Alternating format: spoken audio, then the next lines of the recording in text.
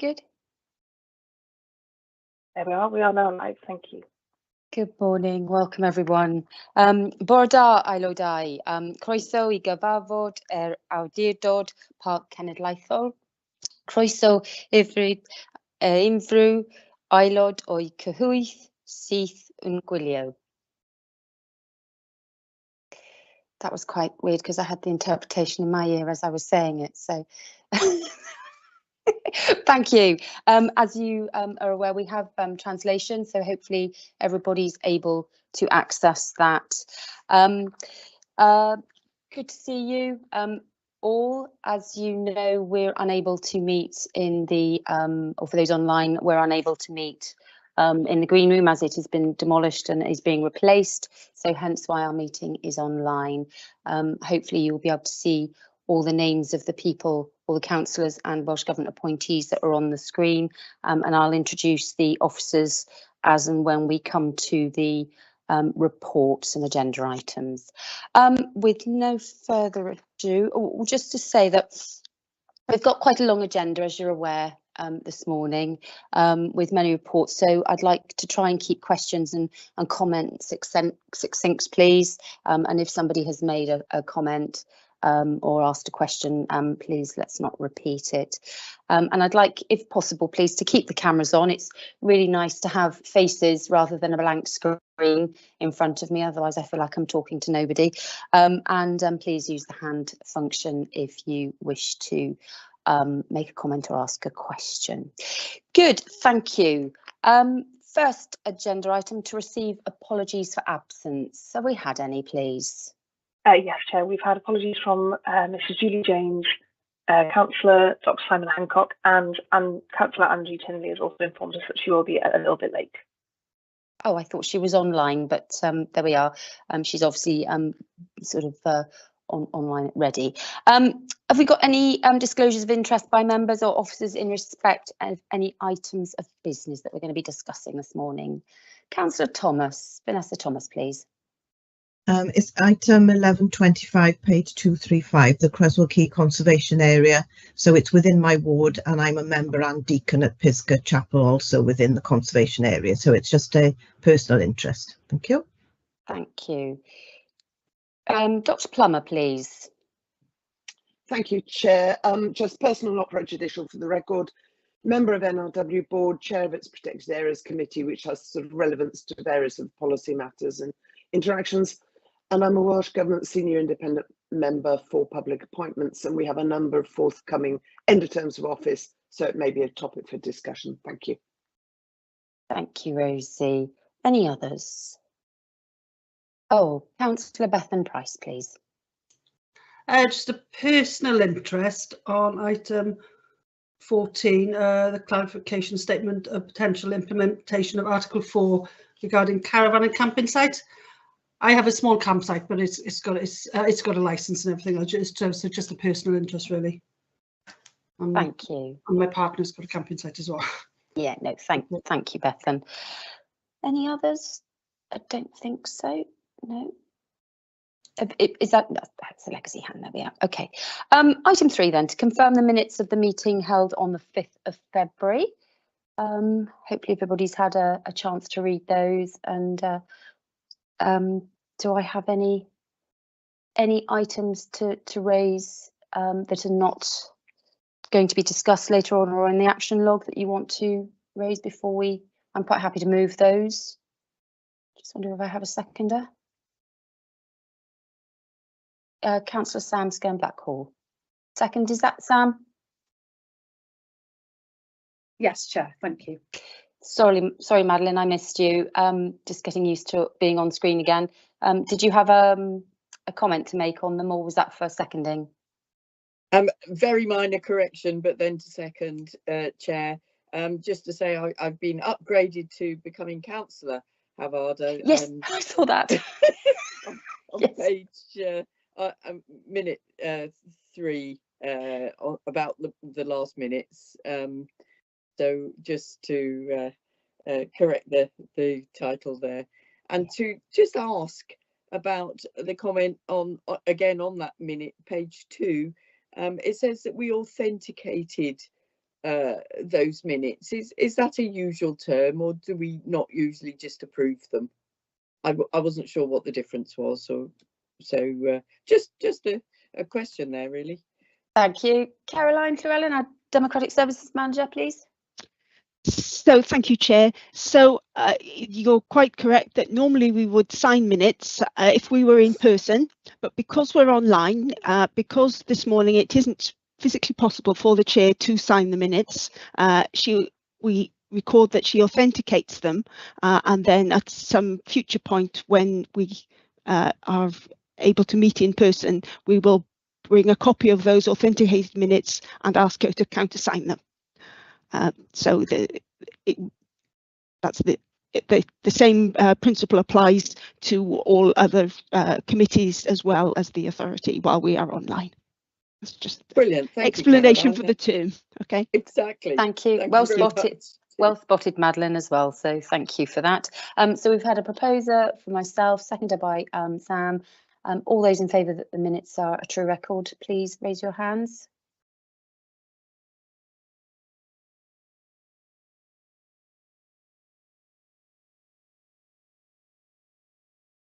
Gwyn's done his manually. Is there anybody against? I wasn't present, Chair, so I'll abstain. So abstain. Okay. So with any other abstentions? Just the one. Okay. Thank you.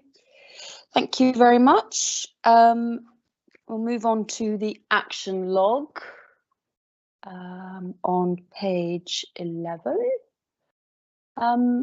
Anybody got any questions? Oh, Tegrin, our Chief Executive, Tegrin Jones, please.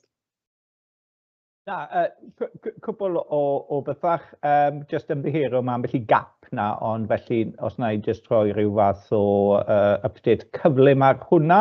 Y cynta, dyn ni yn dod yn agos iawn I ddiwedd y broses o adolygu tal a graddau, felly unwaith mae hwnna drosto fe newn ni wneud rhyw fath o adolygiad ar ran I hwnna, cael trafodaeth ar hwnna.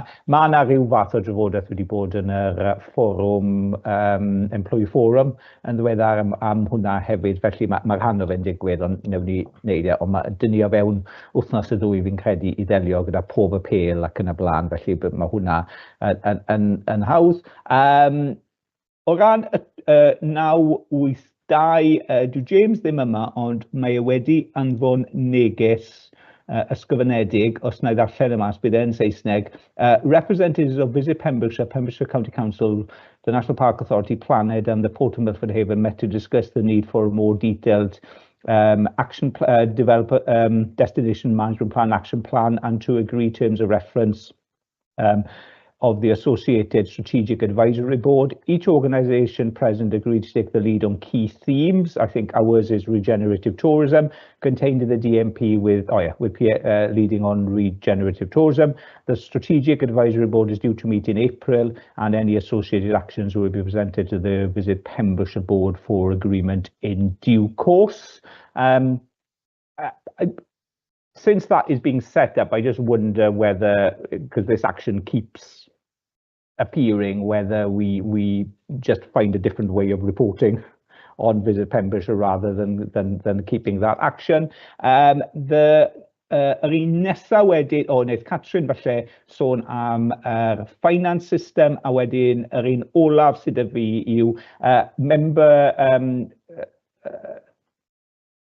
claims teithio mewn cerbydau trydan. Dwi'n credu mae guidance HMRC yn dweud bod y cyfraddau'r un peth, I fod yn deg gyda cadeirydd, dwi'n credu cwestiwn oedd hi'n holi am beth I siwt o'n ni yn danfon tystiolaeth am hwnna achos does dim tal am betrol. Felly dwi ddim wedi cael ateb I hwnna, ond fe na I gael ateb I hwnna mwyn sicrhau bod popeth yn glir ar y modd a'r hyn sydd angen I wneud.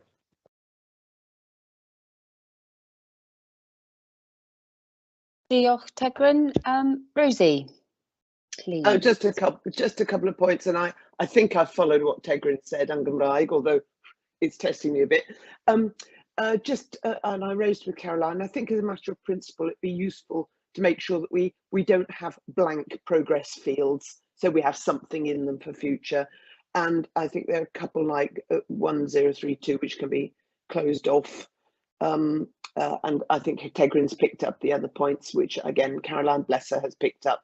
I exchanged with her. Thank you, Chair. Yeah, thank you. Yes, and if they're completed, they may as well be taken off. So I absolutely agree. Dr. Heath Davis, please. Diolch Dai. Dau beth sydd gen i. Yr un gyntaf, jyst mynd ymateb I adroddiad Tegrin. So, pwynt 982 ar adroddiad James.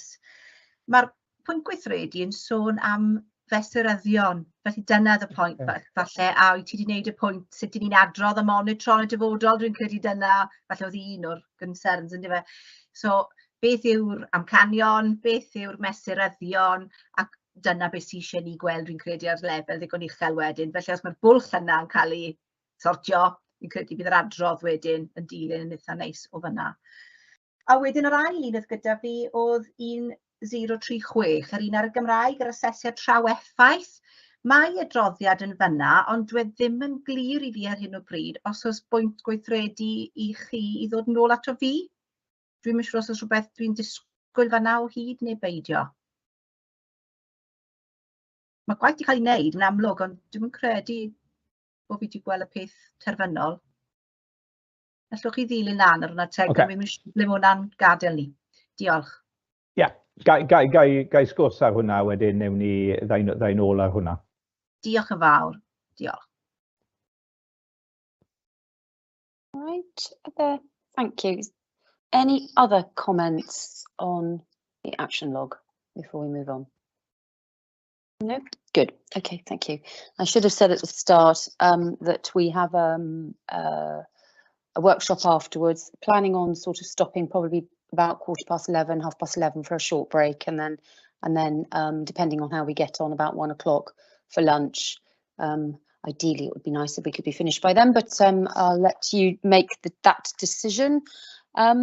My chair's announcements. Good. Right. I have attended the CJC meeting last week. In fact, they were discussing the corporate plan 23-28, and they made an amendment about net zero, actually, which was quite interesting. The amendment was that they needed to ensure balance and proportionality towards achieving net zero without impacting the local economy and impoverishment, although it does remain committed to the net zero agenda. And we also discussed the general progress on the South West Wales Corporate Joint Committee. I also attended the WLGA Rural Forum, and we discussed the draft manifesto. I don't know if anybody knows Professor Mike Woods, but he presented on that. And there was discussions on the Gwynedd and Eryri Sustainable Economy Plan till 2035. Good discussion on that. Also met with Hugh Rees of HDR Consulting, along with Simon Pickering and Geraint Evans. This is a Welsh Government project on reviewing arrangements for evaluating NPA members in Welsh MPAs, and see if and how these could be improved. And this was in line with the Audit Wales recommendation, accountability framework for all members. And those of us that attended the People's Services last week, we did a bit about that. So if anybody's interested, I've got some more information on that. There's 3 stages. We're just on stage 1. I had a lovely time, actually. Attended the Tenby Chamber of Trade business breakfast at Harbour Tap Room. Thanks to Councillor Samska and Blackhall for the invitation.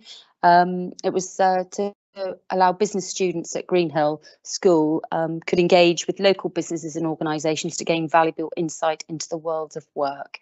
And it was a pleasure, absolute pleasure, to have met them all, and had a great morning. Unfortunately, I couldn't attend the launch of the Cenedlaethol learning resources for the designated landscapes of Wales, which is Tirlun. Hope I've pronounced that properly. Pembrokeshire Coast National Park actually is the project lead, and Graham Peake is who's running that. But I hear it went well, so so well done to all the team. And if anybody's got any questions, I'm sure Tegrin can, because I think you presented there at the Cenedlaethol, didn't you? So great project, and a really good resource. I also want to wish Daisy and the team at Carew Castle the very best of luck, and I'm sure that you join me in that at the Visit Wales Awards on or tomorrow evening, actually, one which I'm going as well. It's the National Tourism Awards for Wales 25, and it's under the Best Attraction category. So everybody, please keep their fingers crossed. If you want to see who they're up against, it's on the Visit Wales website, but I'm very much keeping everything crossed for them. And also, somebody may know a chap called Ozzy. His proper name, though, is Owen Duffy, and I'd like to congratulate him on 40 years in Pembrokeshire Coast National Park. Warden team is the current longest serving member of staff, so quite a character. I met him when we met Prince Charles, and it was an absolute pleasure. So congratulations, and what a sort of show of how good Pembrokeshire Coast National Park is in keeping their staff members, for somebody to stay there for 40 years. So so no, well done to him, and I hope he gets a bit of cake and a bit of a clap or something. So although we can't be with him in the building, so congratulations to him. We've only got the translation till lunchtime as well, just in case I hadn't mentioned that. So that's my chair's announcements. So if there's any questions on any of those, please don't hesitate to ask me privately after. Rachel. Sorry, do you mind if I sneak two things in, Di, that are chairs type things? It'll be very quick. Oh yes, please do. Diolch. Yr un gynta, jyst I ddweud, byddai a Tegrin yn mynd i'r gynhadledd cenedlaethol ar y cadeiriddion dros y Deyrnas Unedig yn y Peak District mewn mis. So os rhywun eisiau siarad yn ei cyn bod ni'n mynd, gadewch wybod. A'r ail beth, dyw papurau y pwyllgor awdit ddim ar yr agenda heddiw, felly dwi eisiau jyst sôn yn gyflym. Mae Ystari, ein archwilwyr mewnol ni, yn edrych am syniadau ar gyfer pynciau ar gyfer awdit i'r dyfodol. Felly mae aelodau o'r pwyllgor awdit wedi cael e-bost yn gofyn am syniadau, ond nhw jyst eisiau gofyn i bawb, bob aelod.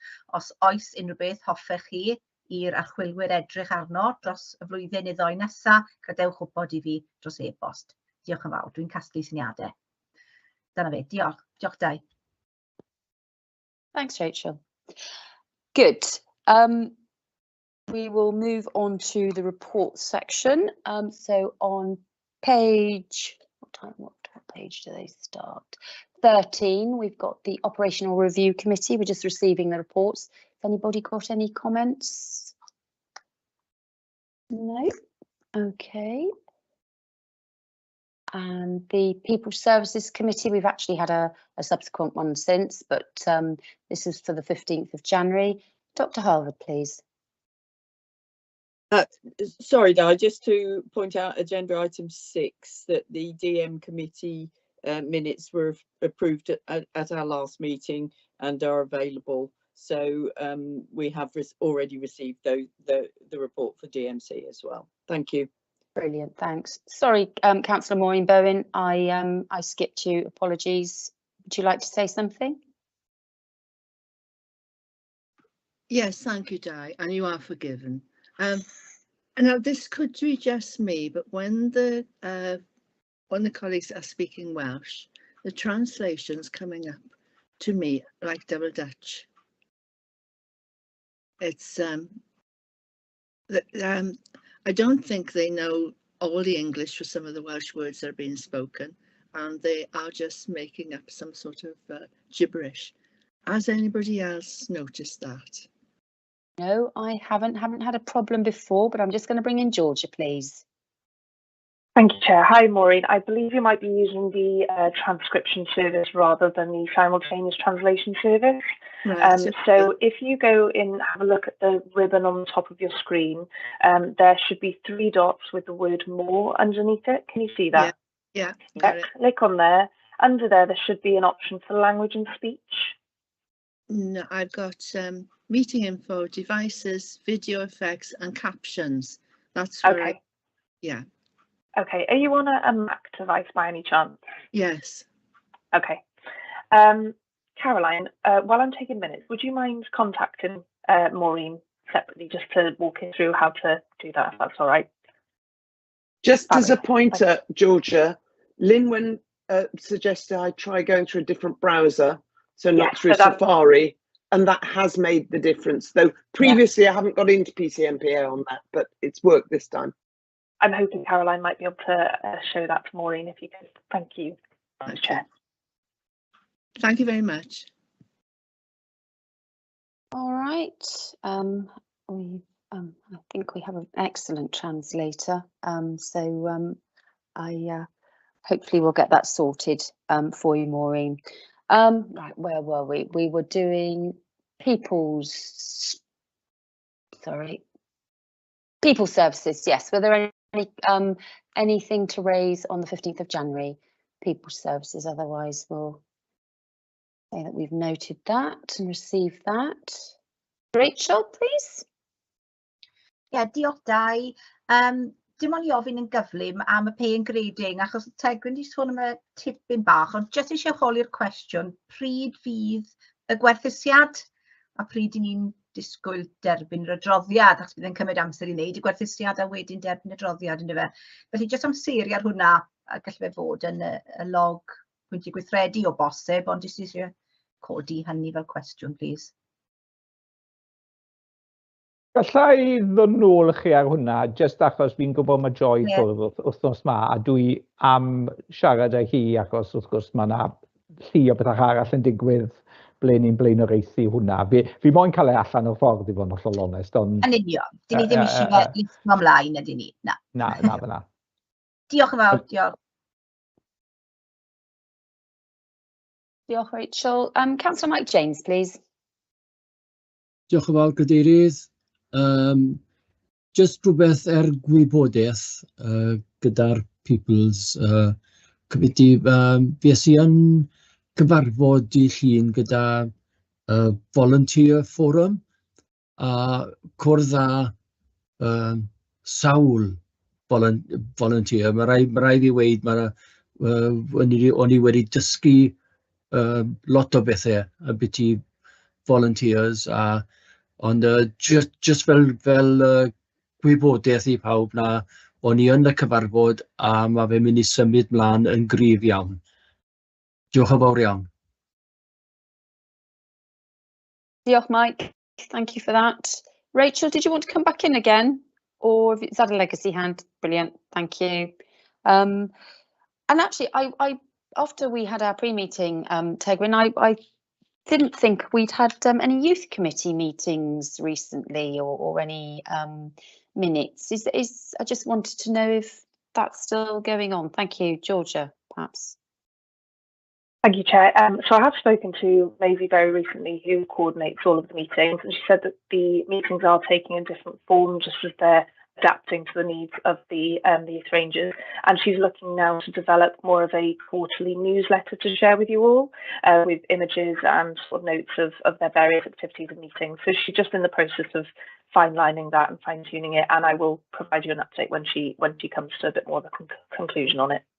That's brilliant. It's something that obviously we'd like to keep engaged, and always enjoy reading their what they've been up to in their report. So thank you for that. Okay, have we got... Right, we're going to go to the agenda proper. So report number 725, the partnership plan, which is the seek authority approval for a final national park partnership plan 2025-29, which was formerly the management plan, and associated impact assessments. And I'd like to invite the management plan and marine officer, Michelle Regulus, to present, please. Over to you, Michelle. Thank you very much, Chair. Bore da, good morning, everyone. Yes, and thank you for that introduction.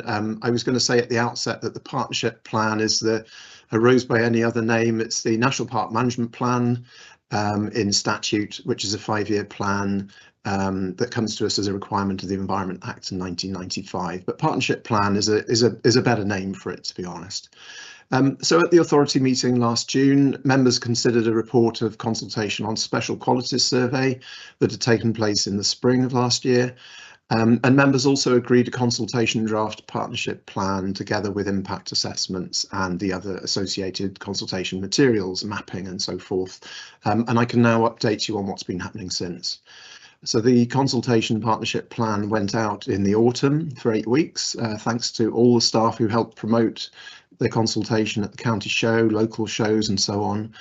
We had 30 responses, which doesn't sound like much, but when you disinterred them, there were about sort of 400 distinct representations totaling 30,000 words, and from a very good spread of individuals and organisations, so lots of different viewpoints, and it was all very constructive. And there's a summary, a very short summary of the consultation at Annex 1 to this report today. What changes have been made to the partnership plan as a result of the consultation then? I'll go through these more or less in running order, and I'll try and keep it as brief as I can. Teams from Welsh Government's Climate Change and Rural Affairs Department responded. As part of their response, they offered the possibility of a forward from the Cabinet Secretary for Climate Change and Rural Affairs, the Deputy First Minister. And now that officials in Welsh Government have had sight of this version of the plan, they're able to sort of take that further forward.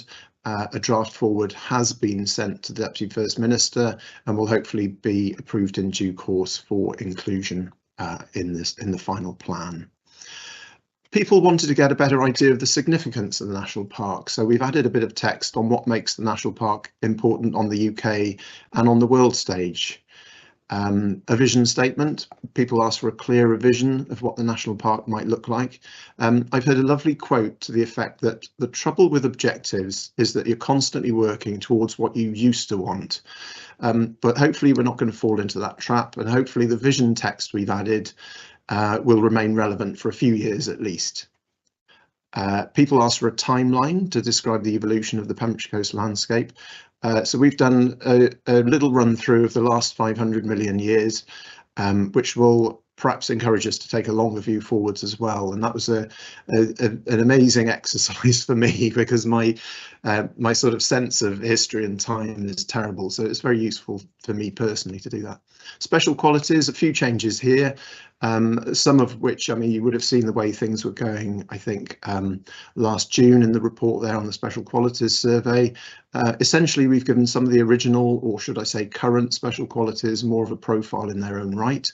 So we've got qualities like Welsh language and Pembrokeshire dialects, this sensory and sort of experienced environment, things like big uncluttered horizons, natural soundscapes. All those things I think come out a bit better now. And we've made some changes to the wording as well, which maybe give the list more of a sort of contemporary feel. Subject to approval today, that list of special qualities will become a material consideration when the authority is determining planning applications pending the next LDP. Themes, everything is still organised around our 4 corporate themes. So those are the 4 C's. We've got conservation, connection, which is cultural heritage, enjoyment, understanding, effectively, climate and natural resources, and communities. People asked for more clarity about what connection meant. So that's been renamed as cultural heritage and connection. We've also added a short introduction to each of those 4 themes, just to explain what each of them is about and also what the links are between them. It's very difficult to separate the themes, especially community. And I was thinking this morning, in some ways it makes as much sense as trying to take the veins out of a piece of marble. But there are advantages in having these themes. Number one is that it makes the plan more digestible. You can find what you want more quickly, hopefully. And it also helps preserve that kind of fidelity with park purposes and with the authority's duty. And of course, those themes read across into our corporate planning framework as well. Under each theme, we've added 1 or 2 mission statements. These are really just one-liners about the intended direction of travel, and they are underpinned by a series of what we've called results. The results are sort of key areas of work and endeavour that help define the mission in terms of what people might expect to be done and delivered in their own part of the park. State of the Park section. Okay, so this was the section that reports on the condition of all the different attributes of the national park, the state of wildlife, scheduled monuments, rights of way network, etc., and also the challenges. We've done quite a lot of data updates, and also we've reduced the amount of content, and we've tied information more directly to the 4 themes. So instead of all that massive data being in a standalone section and rather impenetrable as it was in the consultation draft, we've spread things out and made it more accessible, I hope. Policies. Amazingly, there have been no really substantive changes to policy from the consultation draft, but people did want more transparency about how the effectiveness of policy was going to be judged. So we've set out a monitoring framework for each policy and sort of set down who is going to do that monitoring. It's not always the authority. In fact, probably usually other people rather than the authority. And there are obviously links back here from here to the authority's performance management system. So we can use that system to monitor the plan, even when the outcomes aren't necessarily our responsibility. Actions. Each policy has a work stream associated with it, a list of actions. We've made those actions more specific. They've been tightened up in terms of results and the who, what, when, and particularly in terms of who leads on those actions and who is a sort of a key supporter of those actions. Incidentally, I've commented in the covering report that the action references don't always run consecutively. This was a bit of sleight of hand to keep consistency between the first and final versions of the impact assessment. So just so we could keep track of things, basically. And what I'll do is restore consecutive numbering before we go to publish, and then I'll make a little conversion table between the initial and final references, just to keep a sort of audit trail for posterity. Impact assessments. The plan is subject to a number of impact assessments in law: Welsh language assessment, habitat regulations assessment, sustainability appraisal, equalities impact assessment, and wellbeing of future generations assessment. Maya Thomas and Phil Barlow took on all bar one of those, so a huge thanks extended to them from me for a lot of work. And overwhelmingly, respondents were in agreement with the impact assessments in terms of the approach, the content, the conclusions. And we also received a number of data updates and clarifications on those, which are gratefully received, but they haven't affected the conclusions of the assessments. Partnership, and I'm coming to a close now. A major thing to emerge from the consultation was that if this is a partnership plan, what or who are the partnership? Can that partnership be better defined and established early on so as to help with delivery of the plan and also to help with the next plan review? As an organisation, the authority has a massive surface area in terms of who we interact and work with. Statutory bodies, business interests, charities, voluntary groups, communities of geography or interest, other designated landscapes, I mean the list goes on. And also, of course, individuals who may or may not be part of an organised group. So we got as many representatives of those as we could at fairly short notice for a meeting in January, just as an initial a way to feel forward how we proceed with the partnership. Two main messages came out of that. Firstly, there's lots of effective partnerships and groups out there that contribute to national park purposes, even if that's not their main motivation. And those groups are going to continue to be essential to plan delivery and monitoring. So I'm thinking of groups like the Public Services Board, Pembrokeshire Nature Partnership, Nutrient Management Boards, the Local Access Forum, and so on. The second message from that meeting was that there's currently an unfilled role for a sort of overarching partnership or forum.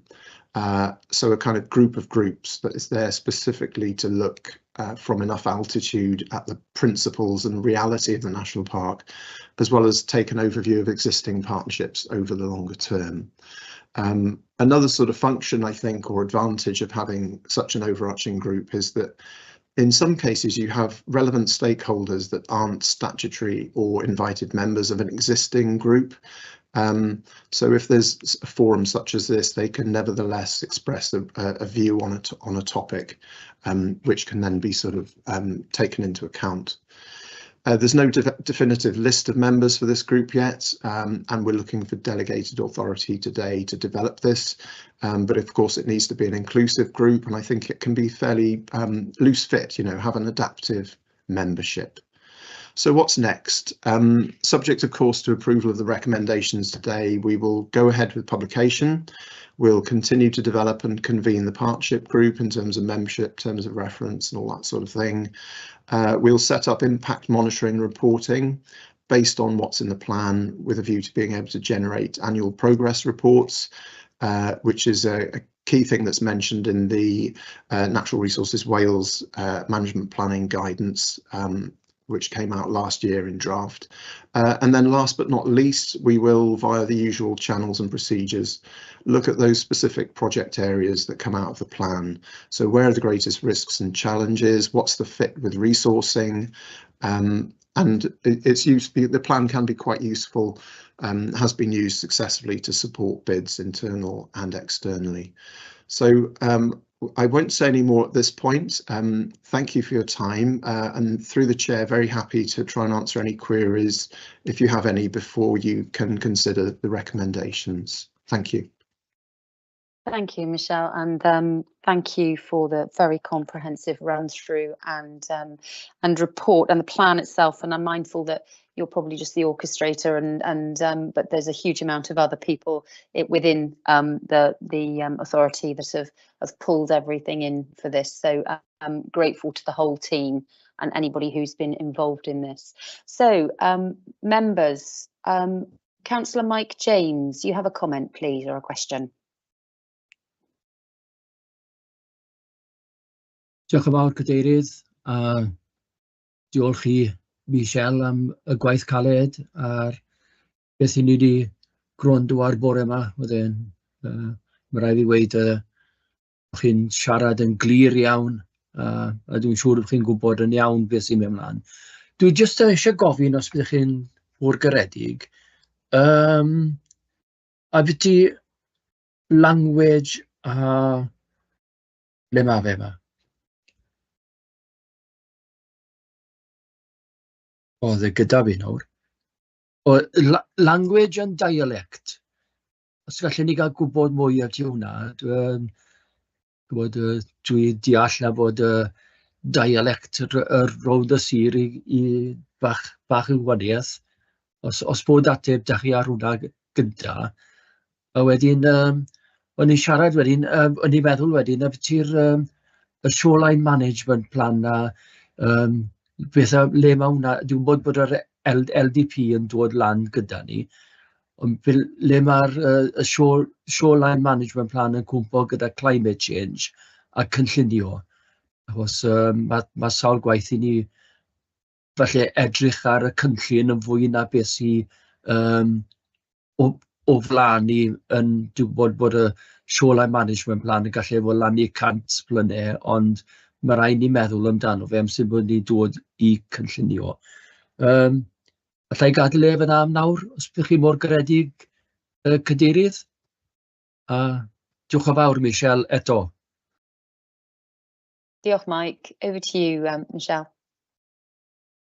Thank you. Yeah, well, I'll have a crack at those, certainly. In terms of language and dialects, well, we've got English and Welsh, but it's not as straightforward as that because there are English dialects in the south of the county particularly, and Welsh dialect in the north of the county.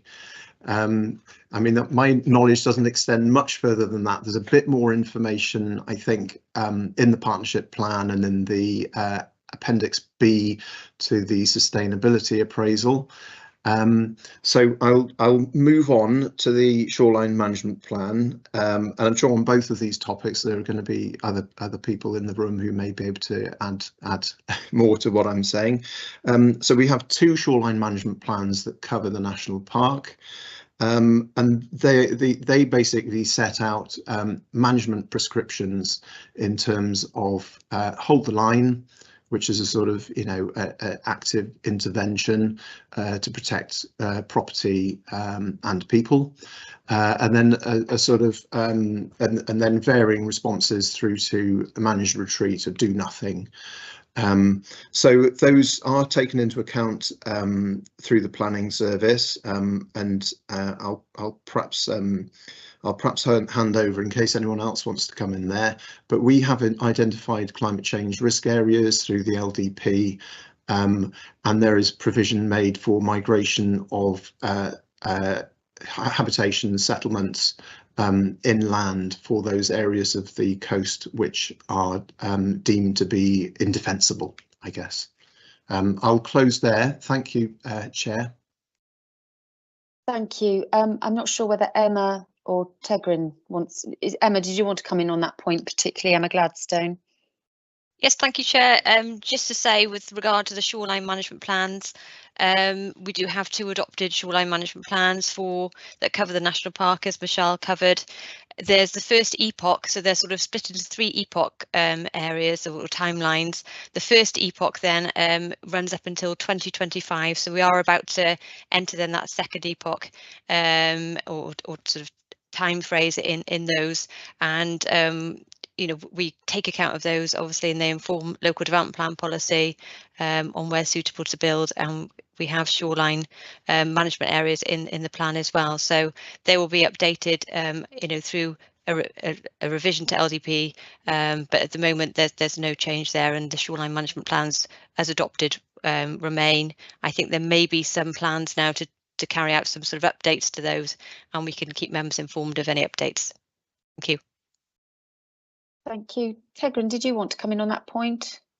Yn hollol onest, y pwynt bach cynt i wrth mai gan iaith a tafodiaeth fyna, dwi'n credu be mae cynnwys rheina yn y nodweddion arbennig yw, mae'n golluogi ni roi rhyw fath o fframwaith i gymryd camau i ddogelu. Os newch chi nodi yn un o'r prosiectau fyna, mae yna gynllun gyda heneb o'r ochr archeolegol i gofnodi a diogelu enwau llefydd. Dwi'n credu mae parciau cenedlaethol eraill fel Eryri'n arbennig wedi gwneud llawer o waith ar hyn, a falle wneith e roi ryw fath o fframwaith i weithio mewn partneriaeth gyda sefydliadau fel Menter Iaith, neu hyd yn oed mae dyn ni arbenigwr ar ddyfodiaeth y den, Rob Scurfield ac yn y blaen, so mae e'n creu fframwaith ac a'r gobeith yw bydd hwnna yn cael i gadw ac i gynnal gyda ni ac eraill.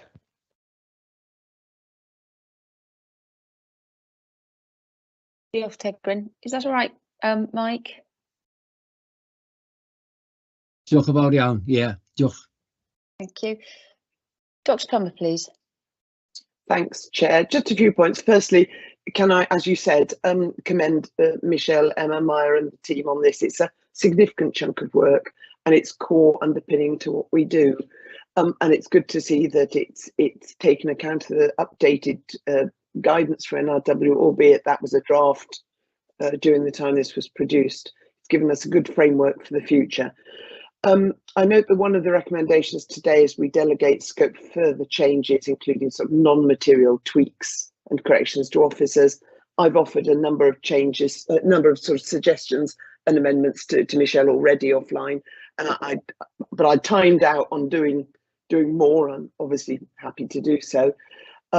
We had a really enormous chunk of papers for today's meeting, so as an aside, can we also thank the governance team for getting those together, because my heck, it was a huge task. I noticed that the special qualities will form a material consideration, and I just wonder whether that's something, Sarah, that we might flag to Charles and get sort of flagged in the solicitor's guidance to us for DM. It just feels like appropriate moment to draw our attention to it. And aside from that, I very much welcome this, and I'd be very happy to move all three of the recommendations, Chair. Thank you, Rosie. I'm just going to bring in Sarah Morris, who is our Director of Place and Engagement, to comment. Thank you, Sarah. Yeah, thank you, Dr. Plummer. I think that's a really helpful suggestion, and we'll pick it up in the next DM meeting. Just to make members aware, Michelle did actually do a workshop with DM officers specifically on special qualities as part of the development of the final version that's before you today. So they have been involved in that process as well. Thanks. Okay, thank you. Rachel, please. Yeah, thanks, Chair. And just echoing the comments made by others, so you're interested, I won't go over them again, but it's so well written, Michelle. It's excellent, it's so clear. Fantastic job, and I can see you've taken on board not just our comments but other people's comments, and that in itself is difficult to do, so thank you for that. Just a couple of comments or questions for me and linked to the recommendations as well.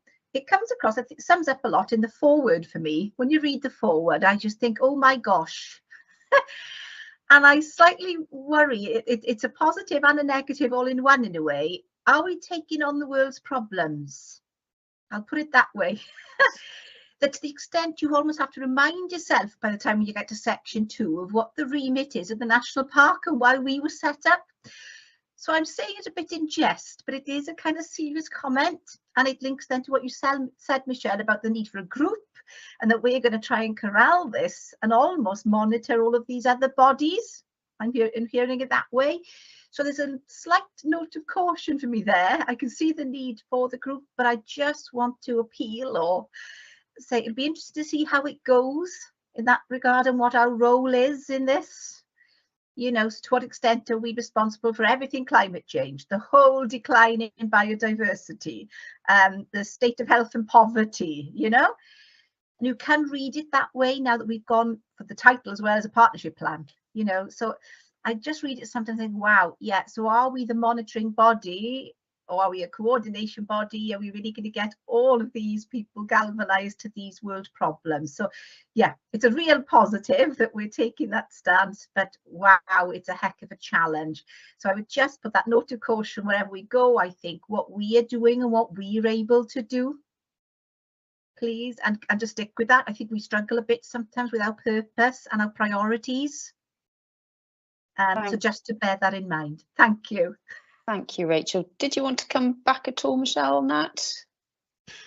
Yes, I can do very briefly. Thank you very much. Yeah, team effort in terms of putting this together. So yeah, in terms of the sort of scope of the thing, I think in a way you have to take a wide angle view before narrowing back, certainly in terms of what we do as an organisation.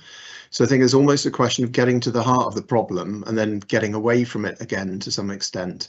And as always, you know, reminding ourselves of what park purposes are and our specific statutory remits, which aren't actually many, in doing that. And I think we've always been very successful in working with and through other organisations. The sort of the state of the park, or various aspects of state of the park, suggest that, you know, all this effort is necessary but not sufficient in some areas, and therefore if this sort of emboldens us to scale up action or help others scale up action, then that's great. I wouldn't like to think that we sort of we fritter our energies on monitoring. I think if we can cleverly leverage the work and monitoring that other people are doing, you know, think of us as a spider at the centre of a web, perhaps, just in terms of reporting on what is relevant to us as an authority looking after a national park. Yeah, I won't say any more. I hope that is some reassurance. Thank you. Diolch, Michelle. Tegwyn, did you want to come in on that particular point? And then if Rachel wants to come back, I'll ask her. Yeah, just pwynt, mae'n bwynt diddorol ac mae'n ymddangos mewn gwahanol lefydd. Ni wedi cael trafodaeth eitha diddorol gyda'r archwilwyr mewnol am hyn yn dyfe o be maen nhw'n mesur ac yn y blaen. Yn syml iawn, a falle bod hwn yn rhy-syml, dwi'n edrych ar y cynllun partneriaeth, y cynllun reolaeth fel cynllun y parc. Mae yr un mor berthnasol i ni ac yw gorff gyhoeddus a cyrff arall fel Cyngor Sir Benfro, Cyfoeth Naturiol Cymru, holl gyrff gyhoeddus, a mae yna ddyletswydd yn sgil cymal 62 o y ddeddf amgylchedd i nhw gymryd ystyriaeth i hwnna. Dwi ddim o grif yna, a byddwn ni licio gweld e'n cryfhau hwnna, mae hwnna'n dadl am y flynyddoedd nesaf. yr elfen i ni yw ein cynllun corfforaethol.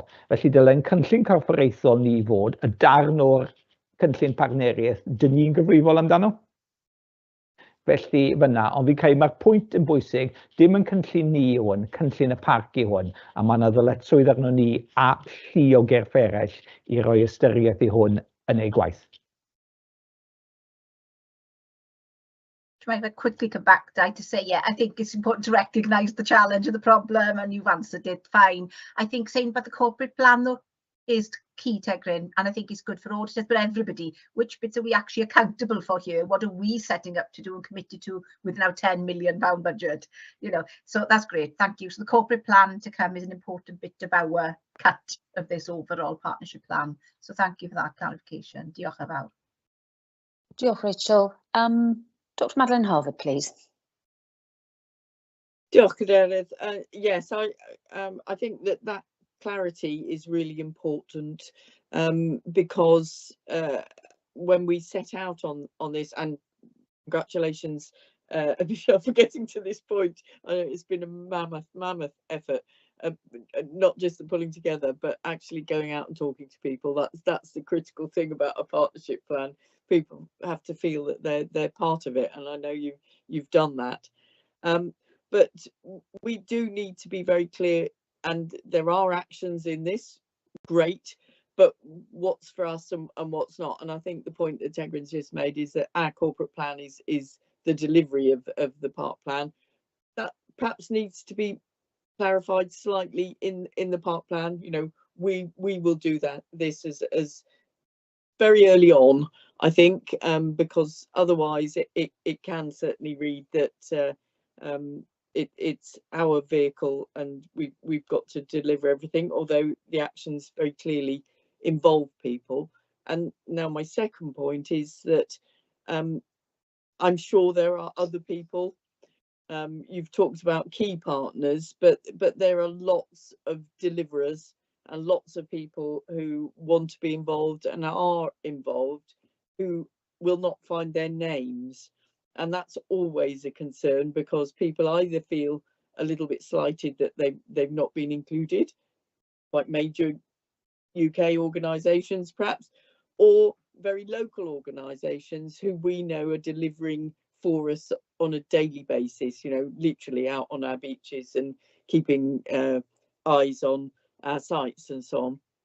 So I think that it's a very difficult one always, because everybody wants to see themselves, but I do think that we need to highlight this is not exclusive in when we name partners, that actually others will become involved, may already be involved, and so on.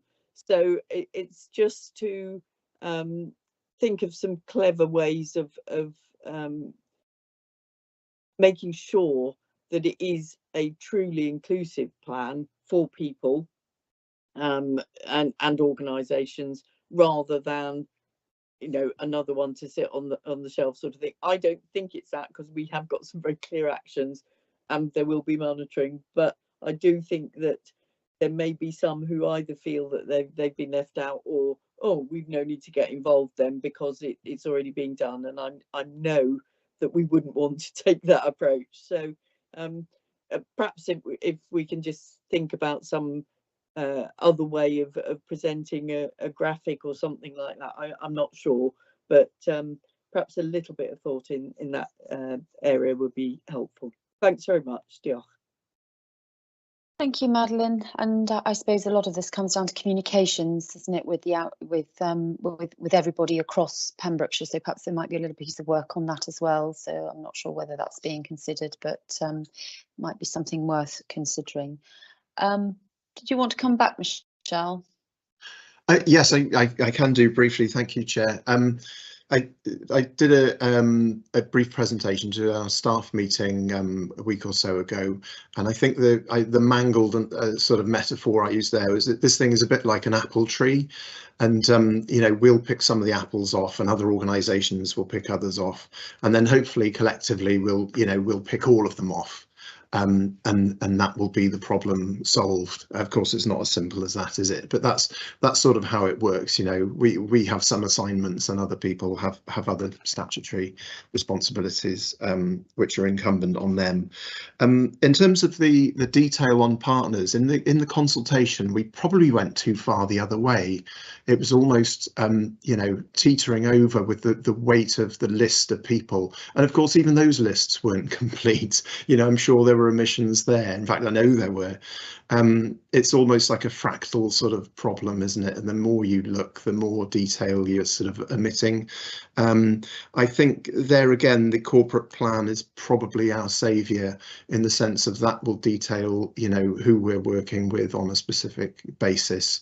And I think the kind of rationale, if there is one that we've used for who's included and kind of who isn't, I suppose, in this version of the partnership plan, is we've looked at sort of statutory responsibilities first and foremost, and then sort of, you know, the next in lines, as it were.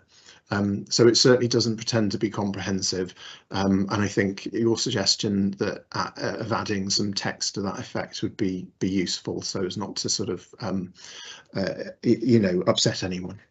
Thank you. Thank you. Do I have any other comments? I do have a proposer from Dr. Rosie Plummer. If I have no further comments, do I have a second, please? Councillor Mike James, thank you. I'm presuming that's seconding. Yep. Great. Any other comments then before I go to the vote then, please? No.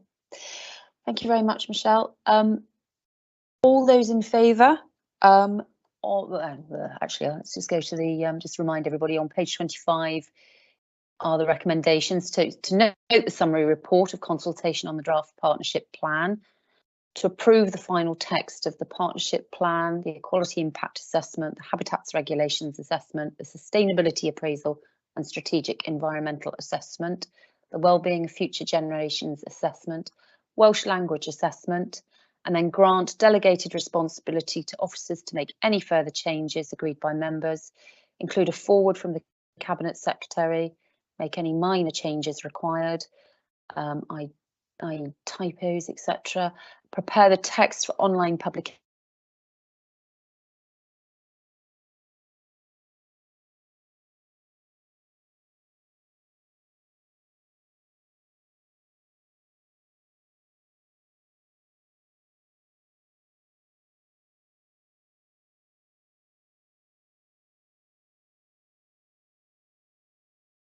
Has Di frozen?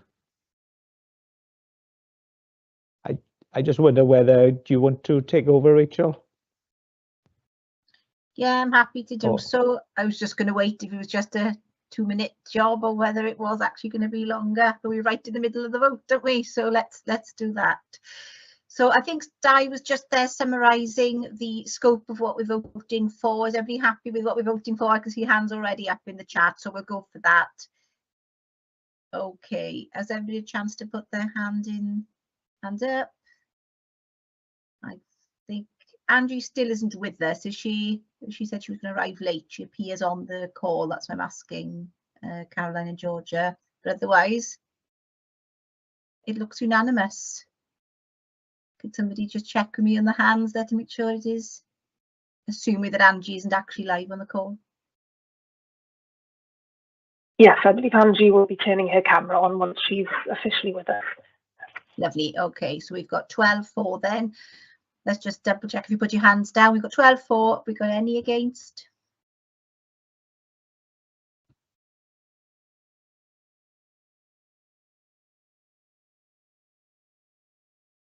No, that's fine. And no abstentions. Or perhaps we'll note Angie's abstention because she's sort of online, but we think she's not quite here yet. Lovely. Thank you very much. So well done, Michelle and all the team. That's carried.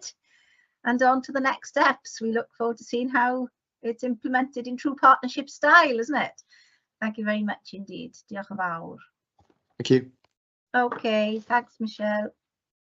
And while Di's still trying to go online, I think she's still trying, I'll keep going. So we're on item 0825, which is the draft budget planning for the next year. And I believe it's Catherine. Do this, Catherine. Over to you.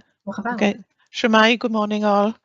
I'm pleased, I think possibly is the word, to present our final draft budget for 25-26, and it's no surprise to everybody that we're presenting a deficit budget for the year. It is thankfully a lot less than we initially forecast back in December when we went through all the budget workshops. We have made some inroads in terms of reducing some of the costs, but also bringing in some earmarked reserves to meet some of the project costs. So I'll try not to be too long. I'll try to be very brief. Just moving through the budget, it is quite difficult to set budgets in this day and age. There's a lot of global uncertainty, which inevitably does impact us on a small in the small corner of Pembrokeshire, and changes in governments and legislation. It's a quite uncertain times really, and we know that by the impact of the Labour government, who's brought in obviously changes to the national insurance. Costs for employers, and that's added obviously impacted on our budget deficit as well.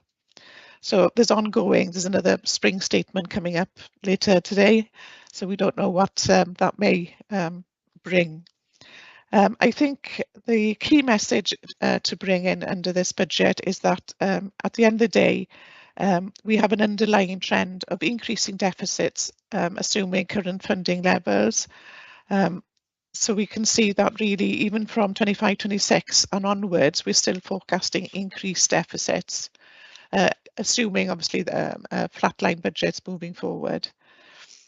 So we have brought in there some actions that we do intend to do over the next 6 to 9 months in terms of looking at where there may be opportunities to increase income, or again to maximise efficiencies and reduce costs.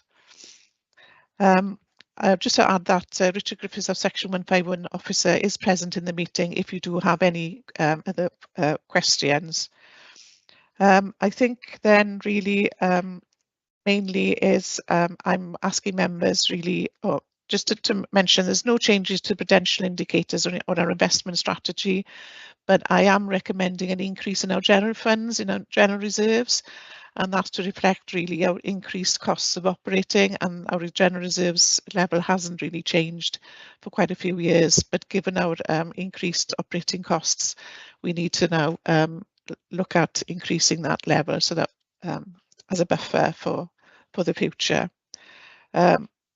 So really I'm asking really that the members approve the budget and approve an increase in the financial reserves, and obviously to cover, approve the capital budget proposed in the paper. Thank you, Catherine. Thank you very much. Sorry, I got kicked out. Apologies. I'm presuming. Thank you, Rachel, for taking over, and I presume you completed the previous one. So apologies, I wasn't there to vote for it, but I would have if I had been. Good. Thank you for that. Do I have any questions for Catherine, please? Councillor Mike James, please. Diolch yn fawr, Cadeirydd, a diolch yn fawr i chi, Catrin. Cwestiwn saf i beth i'r National Insurance. Os byddwn ni'n cael hwnna nôl o'r Llywodraeth, beth neu o Llundain neu le benna mae fe'n dod, faint o arian bydde hwnna? Bydde hwnna'n ala pethau'n edrych yn well? Bydde, os gewn ni funding am y cynnydd yn y costau Yswirion Genedlaethol, be bydd hwnna, tynnu tuag at 130 o filoedd, bydd hwnna yn mynd i lleihau y golled. Yes, ond ar hyn o bryd ni'n cymryd byddwn ni ddim yn cael achos dyn ni ddim yn siŵr beth fydd yr outcome ar diwedd y dydd. Diolch. Thank you, Catherine. Thank you, Councillor Mike James. Dr. Madeline Harvard, please. Diolch, thank you, Catherine. Can I just ask a question on the draft capital programme? don't have in there anywhere the Oriela Park master plan currently being discussed, and which I'm assuming is because it A is being discussed still, but B it's would only go forward if it was grant funded. So I'd sort of squared looking at it in that way, and then I thought, well, there are other things on the draft programme that perhaps might be dependent on that. So security upgrades of 20,000 for Oriela Park brought forward. You know, would that be involved? I know it has been, you know, brought forward anyway. And the decarbonisation and net zero, a lot of that activity is also grant funded. So I was just wondering, on our programme, what is the need and what is the want? We talk about maintenance of assets being a key part of our budget, and obviously we need to maintain the assets, but putting aside funds is clearly important and giving us this indication, but it's just if it covers everything or if it covers everything plus what we'd like to. So perhaps just a bit of a talk through the capital programme, please. Thank you. Over to you, Catherine. Thank you, Madeline. Yeah, we haven't included anything particularly new in the capital budget because we're struggling to deliver on our existing obligations or budget. So I think we need to finish off what we have planned over the last few years before we move forward to doing a lot of big other new developments. In terms of Oriela Park, I think what is in there is needs because of security, etc. And my understanding of the master plan for Oriela Park is there wouldn't be any major structural changes to the building. It's more around interpretation and how the building is used. And I think that master plan work and designs are funded via the SLSP funding. And then once they get that in place, then the next steps will be looking at what we want to achieve for Oriela Park and what the future is, and then what funding. And I think that's a much longer timeline. So that doesn't need to be included in this particular capital programme. So I think this capital programme has been pretty much focused on what we an ongoing plan that we need to finish and deliver on before we start thinking of new plans. Thank you. Are you happy with that, Madeline? Madeline, did you want to come back again? No, dim diolch. Thank you very much. Diolch. Dr. Plummer, please.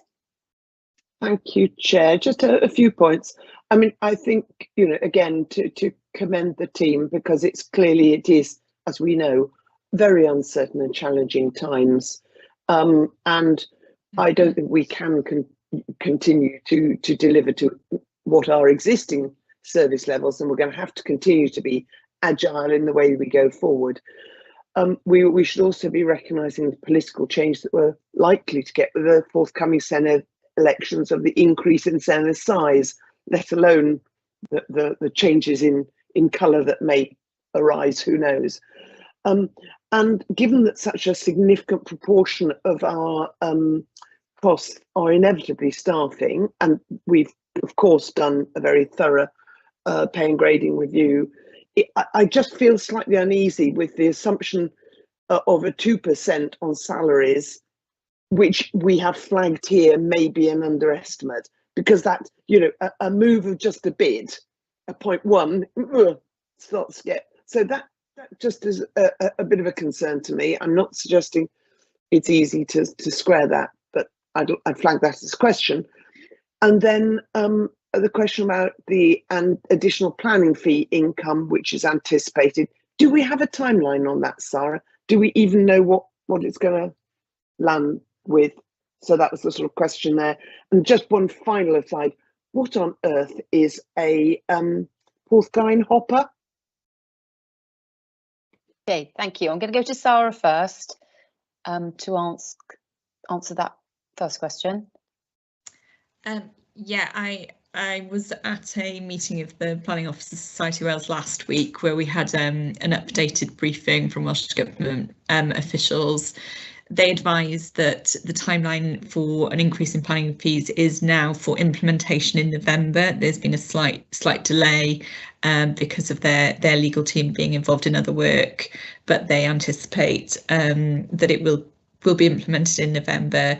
There are still conversations happening with Welsh ministers around the feedback to the consultation, but they indicated that they had listened very closely to feedback from local planning authorities, including ourselves, and that they understood that the concern around taking 3 years to get to full cost recovery for householder applications, and that there was likely to be a move on that particular element to introduce it in November as an immediate change.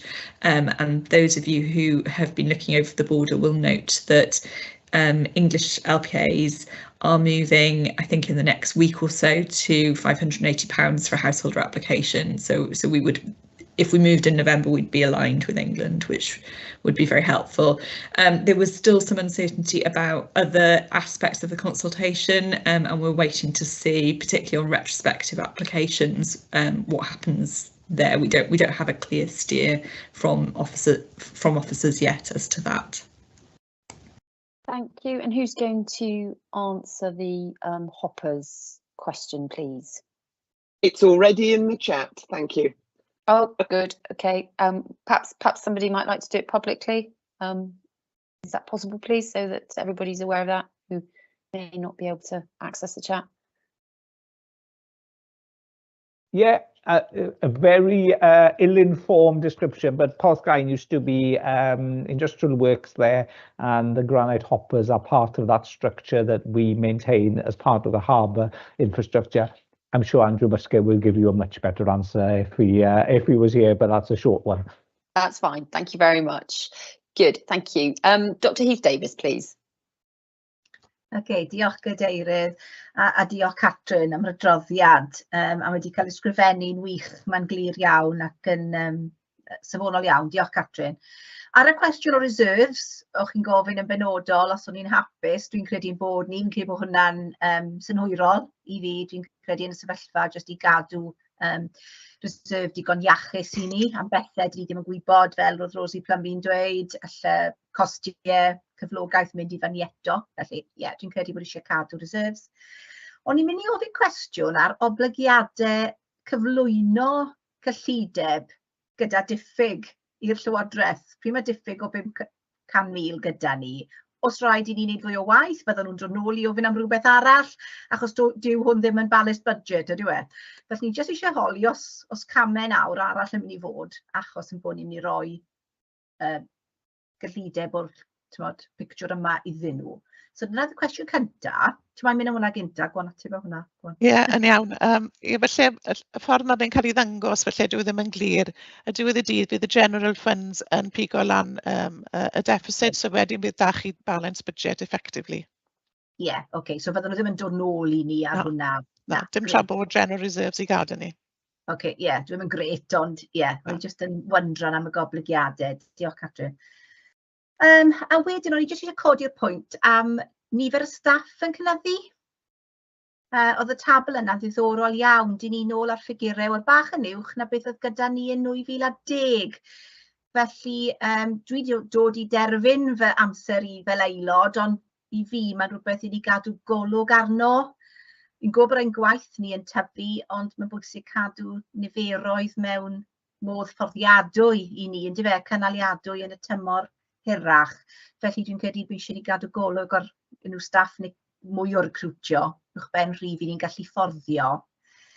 A hefyd ar y pwynt cyfalaf, o'n i'n meddwl i adeiladu ar pwynt Madeline, dwi'n credu, yn hytrach nag edrych ar brosiectau hanesyddol, dwi'n deall dy bwynt i Catrin, mi eisiau ni orffen pethau, dyn ni wedi dechrau'n barod, dwi yn gytuno. Ond yn y dyfodol, os ni'n gwneud pethau cyfalaf, fydden ni'n dueddol o feddwl, fydden ni'n neud nhw os maen nhw'n mynd i greu incwm, a neu maen nhw'n mynd i lleihau ein costiau ni. yn lle prosiectau hoffen i wneud. So fydden ni'n licio bod ni'n blaenoriaethu ar bethau. So invest to saves, ti'n fath o beth. So beth allan ni'n neud gyda St Brides neu Oriel y Parc neu bynnag prosiect yw y castell sy'n actually mynd i helpu yn costi neu ddod lawr neu gynyddu incwm. Dyna'r ffordd ni'n licio blaenoriaethu pethau. Ac oherwydd hynny, mae'n rili bwysig yn bod ni'n cael gweithdai nawr ar papurau sy'n dangos ein cynllun ni ar sut ni'n mynd i gyrraedd nôl yn y yn dyfe, yn y tymor ganolig. So dyna beth, dwi'n hapus i gytuno'r gyllideb heddiw, mae'n bwysig iawn yn bod ni'n cynllunio ar gyfer y dyfodol cyn bod ni'n rhedeg allan o reserves yn amlwg. A dyna fe, diolch. Diolch, Rachel. Catrin or Tegrin, who wanted to come in first? Now, Catrin, I'll put you first, please. Yeah, sorry. Just to come back to Rosetta. I did do some scenario planning around obviously the wages, because obviously 2% it may well be low given that the inflation seems to be on the rise again, or certainly it's not going to come down much lower. And basically, if we had if the settlement was another 2%, which is 4%, that would add about 130,000 to our deficit. But we do have some good news, because when this paper was actually written, just as this was finished, we did have an announcement from Welsh Government that they would be giving us some additional funding. Obviously, whereas it's very welcome, it doesn't help in terms of a planning, a short-term planning. We really do need a long-term settlement so that we can plan our resources and plan better, so that we can deliver an ambitious park management plan. But anyway, I'm sure Tegrin will talk more about the additional settlement. Thank you for coming back on that, Catrin. Thanks, Catrin. Over to you, Tegrin. Sorry, Maureen, I'll come to you in a minute. Apologies for you. Yeah, i fod yn hollol onest, mae yna drafodaeth gyson gyda swyddogion a gweinidogion yn Llywodraeth Cymru am hyn, a dwi'n gwybod bod y sefyllfa'n eitha anodd. Dyn ni yn pam ni'n edrych ar faint o arian maen nhw'n rhoi yn ei gyfanrwydd, mae yn cyfateb yn eitha iawn gyda hyn ni wedi cael yn hanesyddol ac wedi cynyddu. A broblem yw, dyw e ddim yn consolidated yn y gyllideb, felly i ryw raddau dyn ni'n troi'r cloc yn ôl ar dechrau pob blwyddyn, ac maen nhw'n ymwybodol o hwnna. Bydden ni'n gweud bod ni'n gwneud ychydig o ddatblygiad fyna yn y ffaith bod ni wedi cael 5% o gynnydd eleni, sef y cynnydd cyntaf ni wedi cael ers nifer o flynyddoedd. Felly gobeithio bod y neges yn dechrau mynd trwyddo. Fyna mae hwnna wrth gwrs i'w gymharu gyda 9% o doriad yn Lloegr, dim bod hwnna'n cael unrhyw effaith ar pa bynnag o ochr glawdoffa i ni. Felly, werth nodi, mae yna weithio dyn ni dechrau wythnos nesaf, wythnos i heddi. Fyna, ar hyn o bryd, dyn ni'n gallu edrych ar sut gallu ni rhoi cynigion mlaen sydd ddim yn cael effaith uniongyrchol ar staff, neu cyflogaeth o staff fyna fel pwynt i ddechrau. Fyna fi'n llwyr gytuno ac yn cwestiynu'n hunan yn gyson am y nifer y staff. Felly fel la. So dwi'n credu bydd rhaid ni fynd trwy 2 rownd o gwahanol bethach lle bod ni'n tynhau ac yn tynhau. Ac yn anffodus, fi'n ofni yn anorfod bydd peth effaith ar staff. Yr unig ffordd dyn ni'n mynd i gael cyllideb wedi balans o. Diolch, Tegrin. Rachel, did you want to come back before I go to Maureen? No, that's fine. I think the point's been made on the staff numbers, not letting them escalate further then, isn't it, in the situation we're in? Yeah, diolch. Yeah, thank you for raising that. It was something I was going to raise as well, but that's great.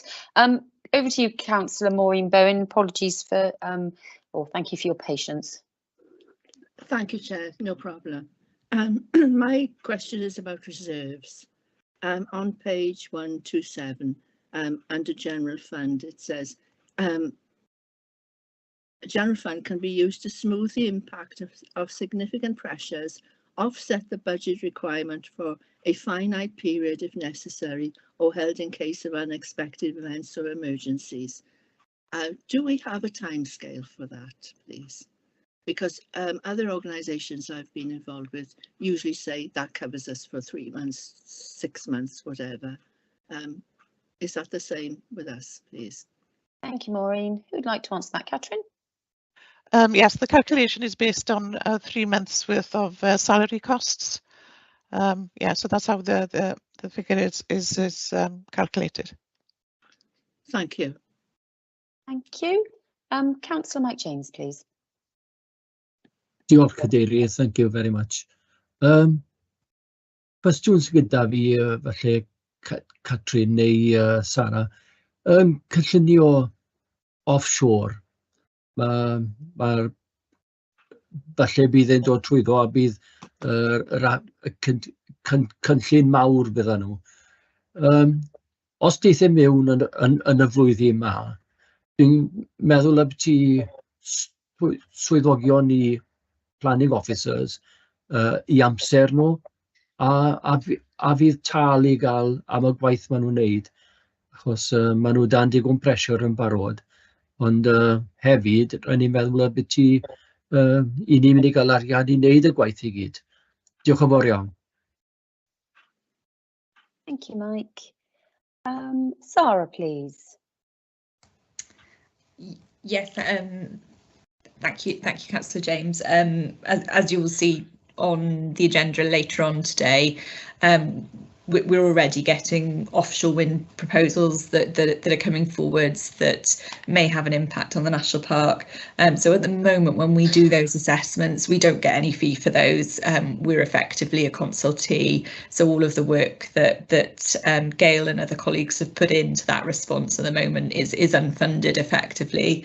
We have made representations as part of RTPI Cymru on the Infrastructure Wales Bill, which is looking at a single consenting regime, suggesting that there is a need for the fee mechanism to consider the impacts on organisations such as the National Park, and we hope that that will be considered going forwards. But at the moment that's not in place.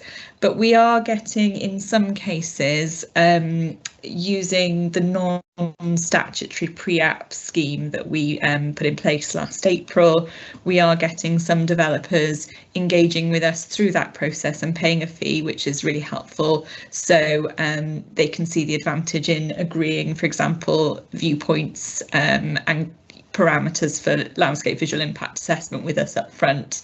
So we are getting one or two that are considering going through that route, which is very helpful. Thank you, Sarah. All right, Mike. Diolch yn fawr. Diolch yn fawr iawn. Thank you. Do I have any more comments or questions relating to this agenda item? There's two lots of recommendations on. There's one on page 123 and 126. I'm going to take them separately. So do I have a proposer if I have no further questions? Thank you. Rachel, are you proposing?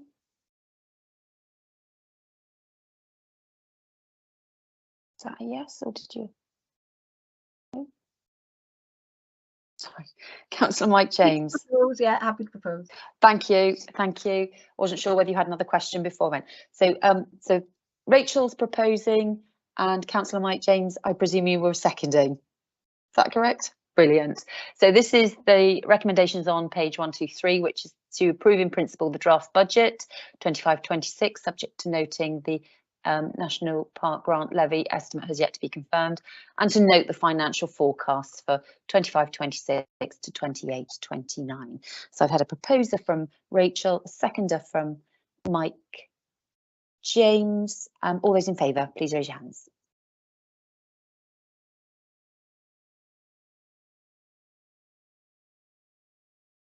I think that's unanimous, thank you. Is there anybody against?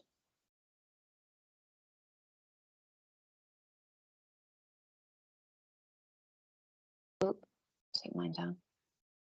Anybody, any abstentions? No, great, thank you very much. I'll then take you on to page 126. Are there any further questions relating to this recommendation, please? No. Do I have a proposer, please? Dr. Plummer, thank you. And a seconder? Councillor Maureen Bowen, thank you. And so this is to adopt the prudential indicators as presented, approve the financial reserve and the investment strategy and treasury management policies for 25-26. All those in favour, please raise your hand. Thank you.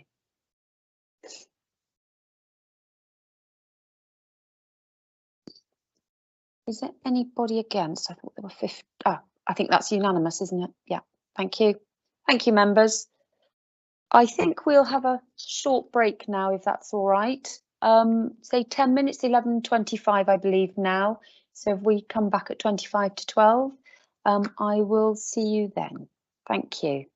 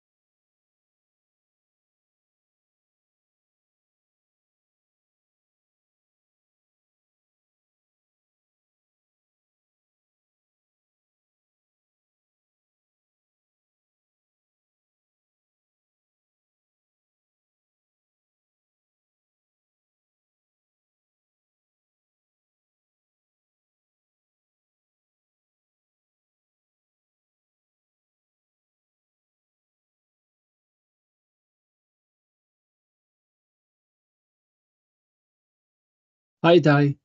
Hello, is everybody Hi. back? No, not quite.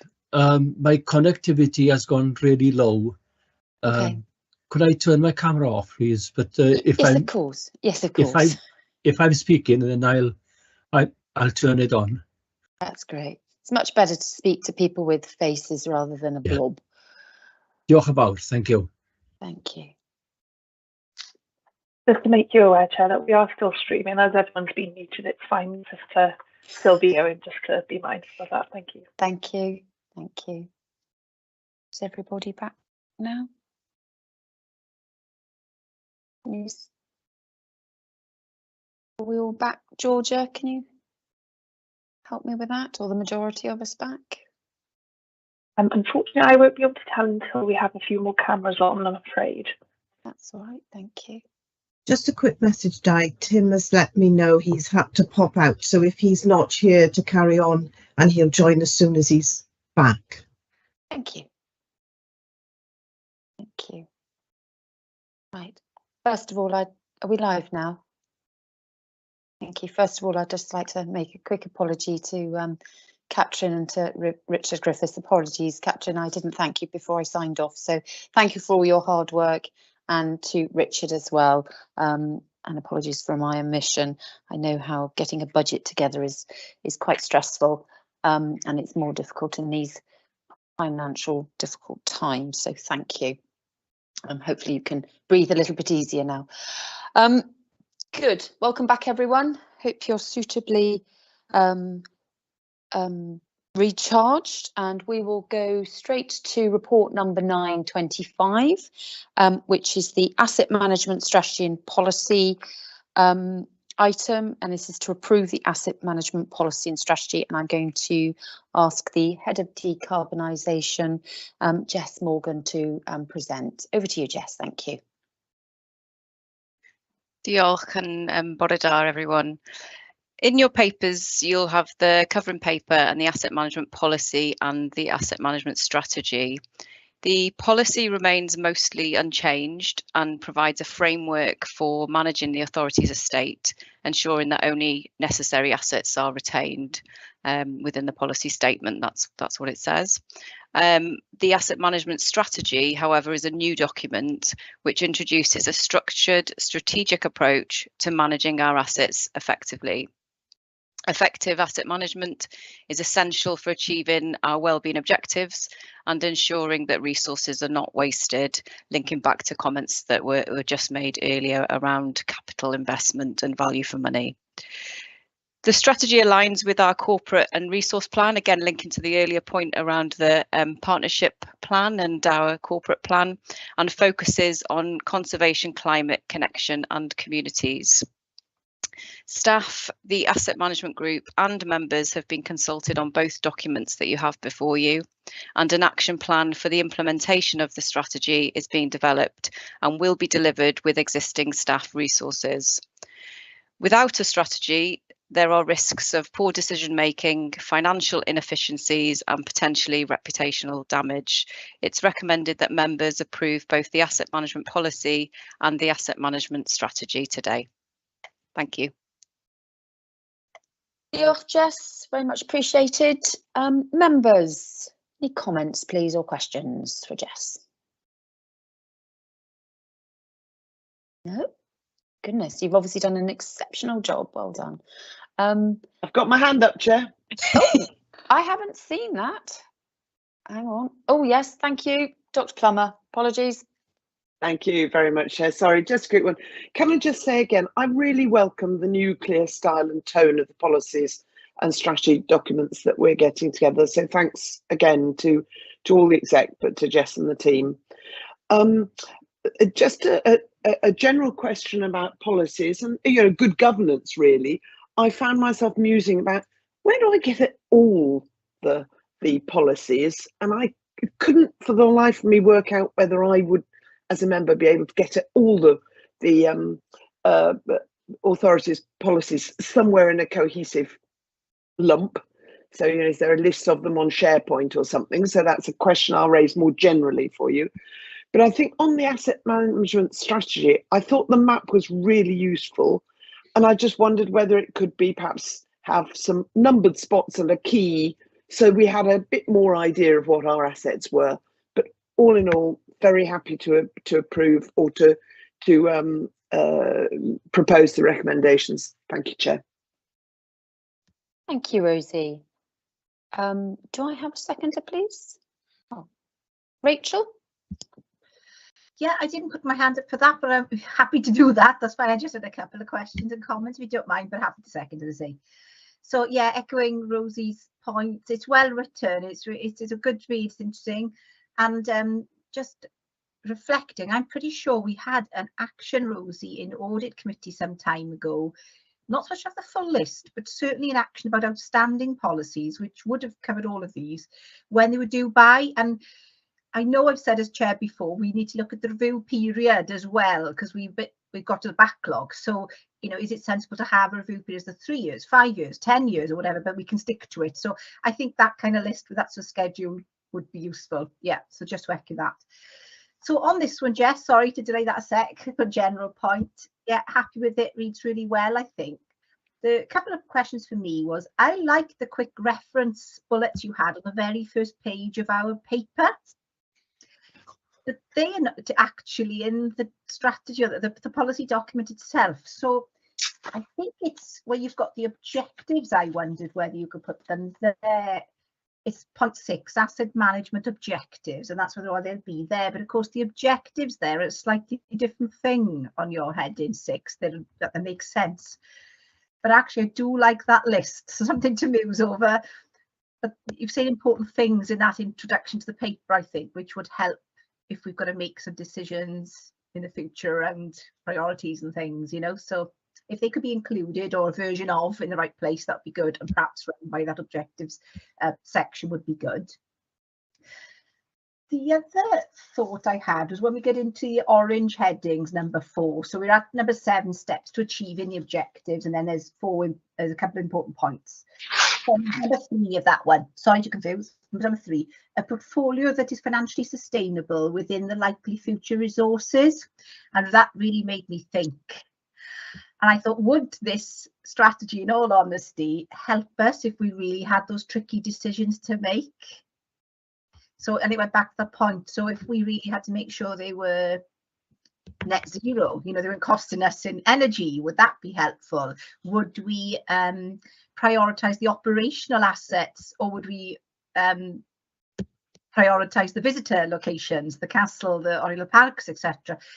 So yeah, I mused over that one. I think it was a bit, it needed to be more holistic almost. So in the round, what is it telling us, and how would we prioritise the decision making? So I don't know if it got to the heart of some of our true difficulties of managing all our assets and which ones we would prioritise. That was the bit I was left with 3.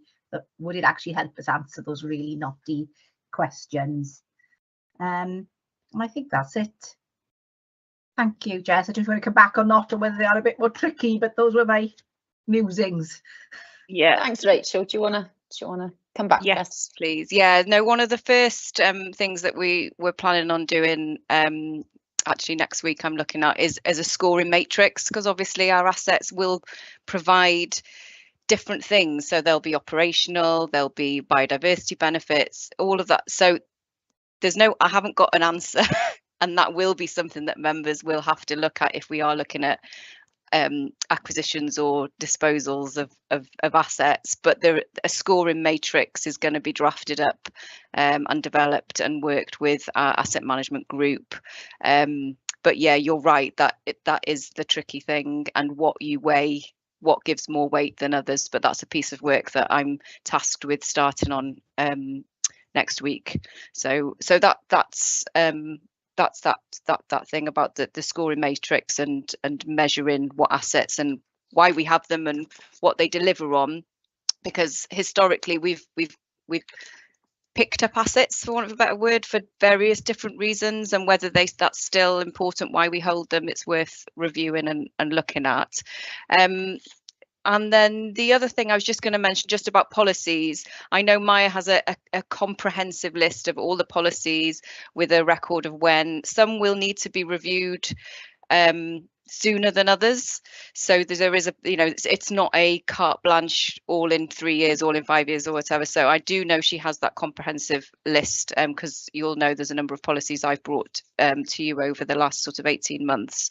And there is a section for members on SharePoint. I don't know yet, I haven't found out what policies are in that so that you can have a look at, but I will find out about that, Rosie, and I can ask Caroline to share that with you. Obviously some policies will be on our website, privacy policies and such like. Yeah, I think that was everything. Thank you. Yes, do you mind me coming back on the scoring thing? I think that's going to be a good addition, and it lends me then to the next question. You can't just look at each of the assets in silos, because when it really comes to the crunch, I won't name one, but if you were saying, oh, that's really expensive, and it doesn't stand up on its own 2 feet, and you look at your scoring system, you'd still say, but that is, you know, really contributing in the round over here. So I think it will come down to that eventually, of balancing the books, isn't it? There is like a cash cow over here that is helping us cope with a loss leader over here, something to use the business words. So I think getting to that and understanding the whole portfolio, how it works holistically, is really hard, but really crucial, isn't it? And the other element, if I just say, is and you talked about staff costs, is that every asset has a cost to it, and whether that's not a financial outgoing, there is, you know, management of it, whether it's a small scale kind of visit once a year or twice a year. So that will also be taken into account when looking at those assets, as well as what they provide in terms of for our park purposes. Thank you. All right, Rachel. Great. Thank you. Dr. Plummer, please. Sorry, I think I know Julie James isn't able to be here today, but I'm aware she did just ask the question as to why this asset management policy, which mentions assets, only includes our buildings, etc. Clearly our mobile assets, our equipment, our cars, our IT, etc., is managed separately and is covered by a different policy. That's right, isn't it, Jess? Yeah, I can confirm that's correct. Yeah, so just think for the record, so for clarity for everybody. Thank you. Yeah, we have finance fixed assets that cover things like our fleet and our IT machinery and equipment. So yes, I did check that. Thank you. Thank you very much, Jess. Thank you, Rosie. Does anybody else have any more comments? We have a proposer with Rosie. I think, Rachel, did you second? Yep. Thank you. No more comments. Thank you very much, Jess. And what page are we on? Hang on, 137, I think it is, isn't it? Sorry, trying to do too many things at once here. So the recommendation is to approve the asset management policy and approve the asset management strategy. So those all in favour, please put your hands up.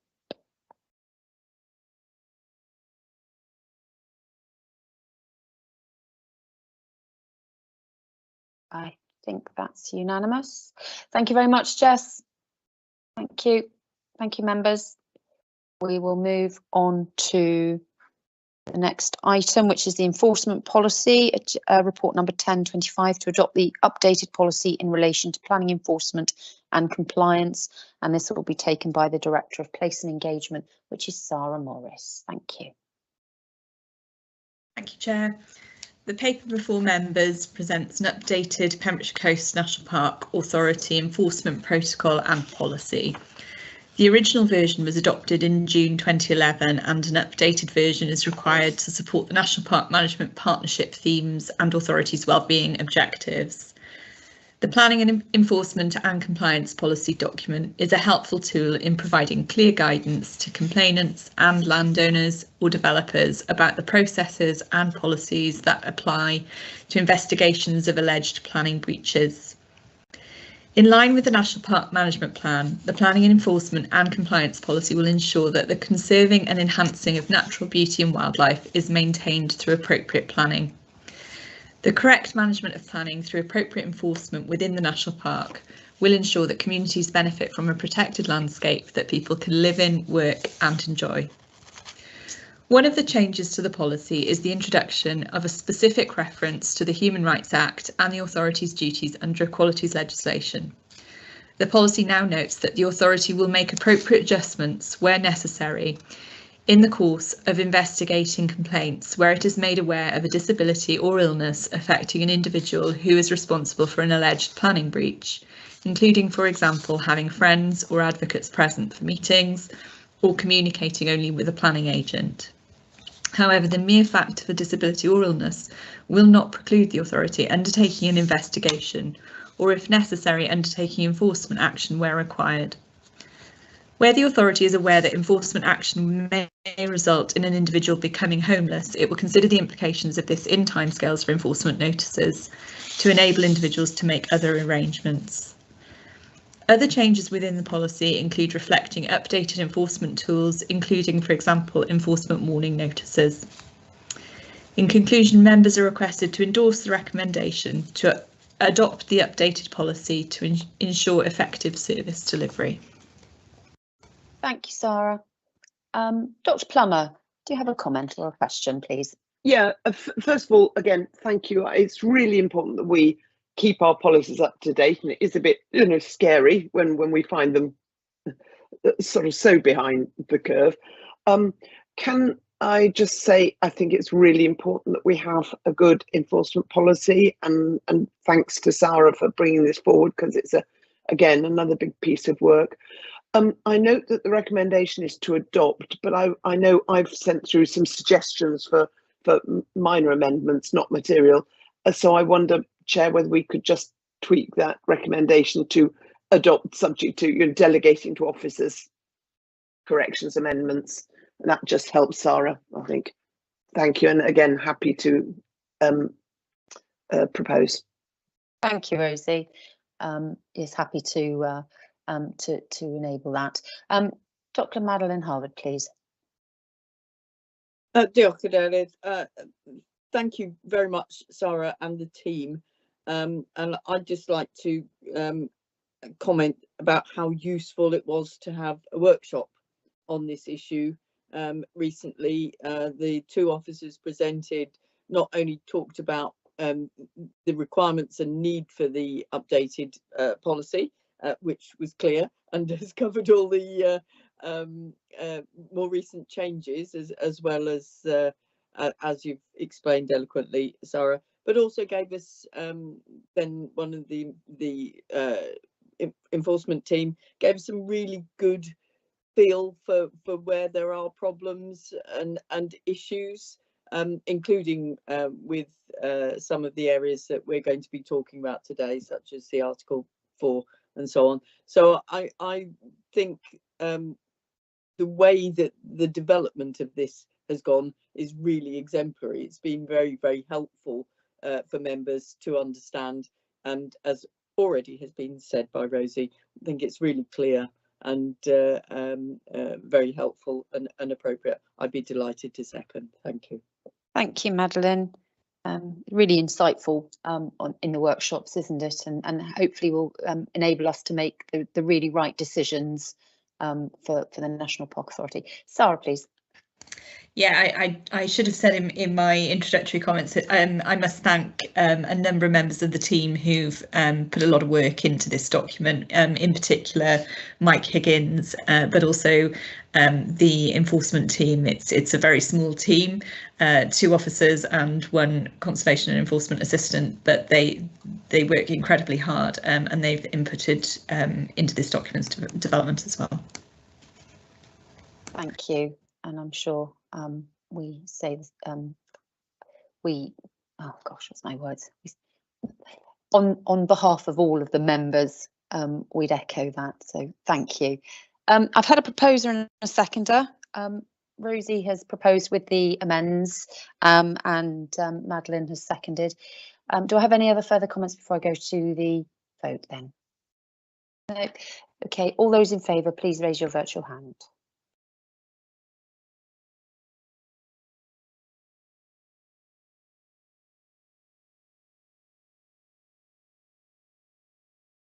I think that's everybody, because I think somebody's left. Is that correct? Is there anybody against? I think I'm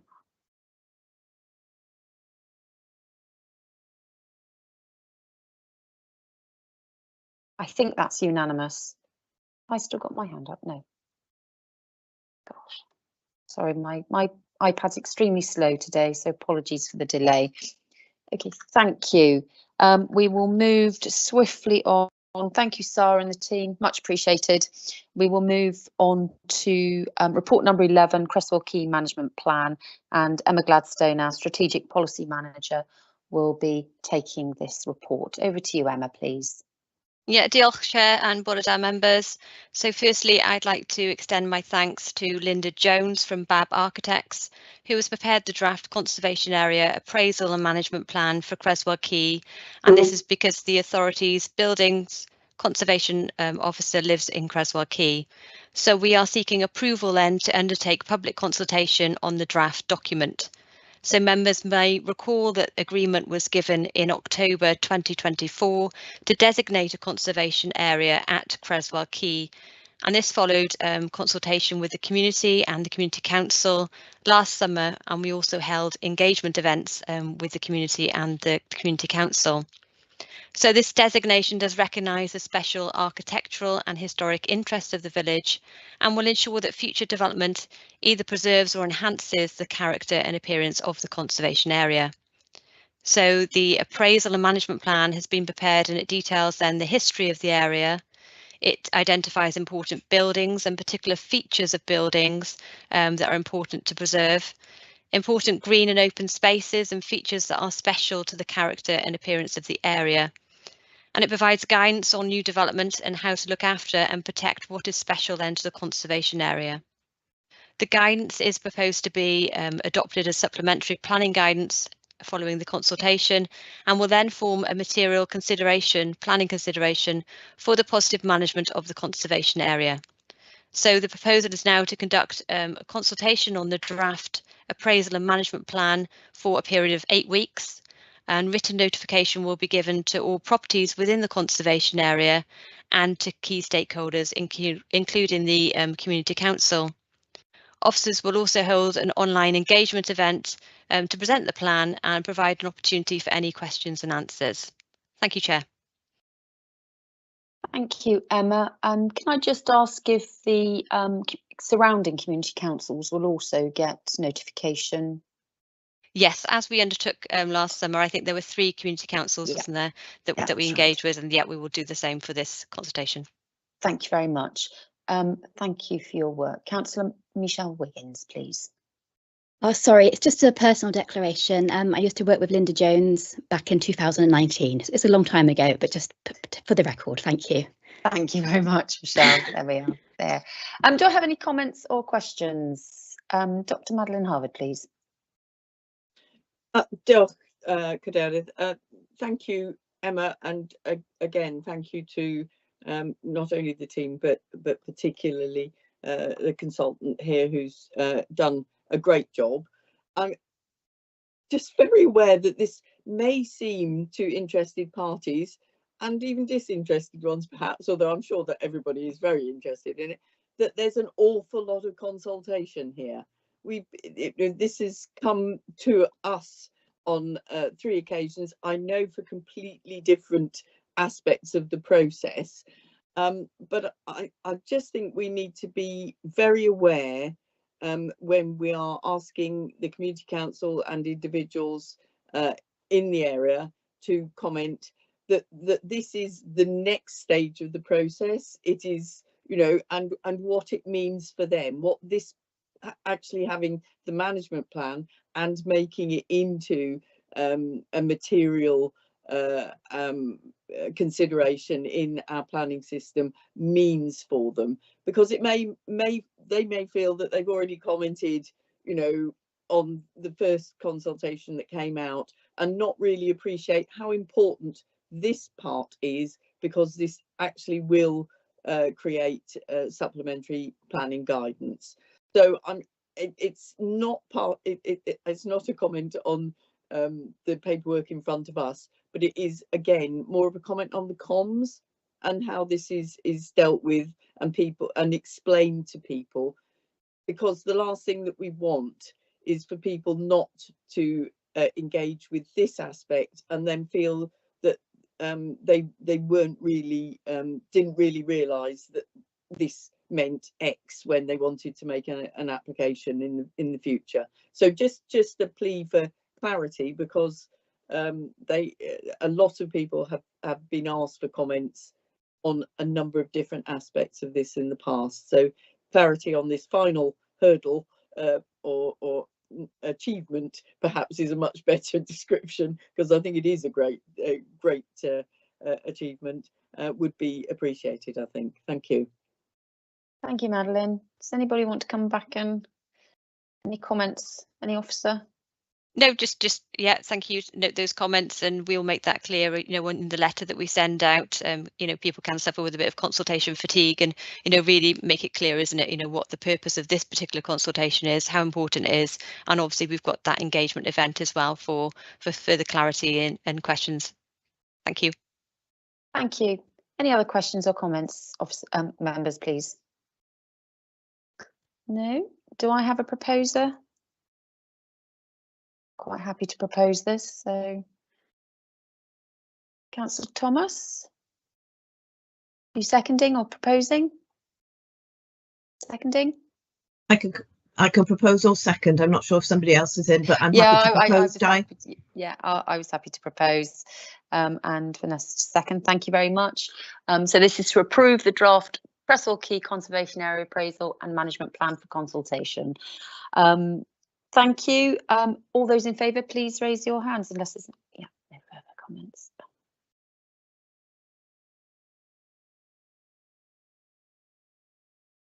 That's unanimous. Thank you very much. Thank you very much, Emma. And I think it's you again, isn't it, for the next item, which is the LDP2 review report, which starts on page 327. So back over to you, please. Yeah, diolch, Chair. And I'd like to extend my thanks to all the strategic policy team for the work that they've done on undertaking the review of the adopted Local Development Plan 2 and the documents before members today. So we held a workshop for members on the review of the adopted Local Development Plan 2 back in November last year, and members gave approval then in December to undertake consultation on a draft review report. So officers have conducted a 6-week consultation, and we received responses from 10 range of consultees, so members of the public, key stakeholders, organisations and community councils. And the comments received are summarised in a report of consultation, and an officer response to each issue has been provided. So the review report contains track changes, so members can see then what changes have been made to the report, and a list of issues is also provided in the MPA report. So these are considered to be relatively minor changes that add further clarity on certain issues, which include clarity on flood risk, reference to small self-build sites, and taking account of housing requirements for older people, just to name a few. The review report itself concludes that a full revision to the adopted Local Development Plan 2 is required, and this requires officers then to prepare a full replacement local development plan, which would take approximately 3.5 years. So this full revision procedure process offers scope and flexibility to address a range of issues identified in the review, which would impact on the plan's strategy. So it includes the climate and nature emergencies, conformity with Future Wales, the National Development Plan, and need to consider a suitable strategy to address affordable housing need, and consider suitable policies to address second homes and short-term lets, and take account of a range of social, economic and environmental capacities. A full list is provided in the conclusion chapter of the review report. Officers do consider that a short form revision procedure would prevent a significant risk of legal challenge. And just to point out that no specific representations were made or received in relation to the conclusion of the report, which recommends this full replacement plan is prepared. So officers are now seeking agreement to submit the review report to Welsh Government, and then officers would undertake preparation of a delivery agreement for a replacement Local Development Plan 3, which would set out the timetable and community involvement scheme for preparation of the replacement plan, and this would be presented to members at a later date in the next coming months. It is important to note, though, that LDP2, the adopted development plan, would remain in place until adopted by a replacement local development plan 3, which would be approximately 3.5 years down the line. Thank you, Chair. Thank you very much, Emma. I'm not quite sure on hands raised here. I'm not sure whether my iPad is being a bit slow, but I've got Sarah Hoss with a hand raised. Is that a, there we are, thank you. Councillor Bethan Price? No, it's just showing up as your hand is up on the screen, but not in the list. So apologies if I'm getting you wrong. Councillor Mike James?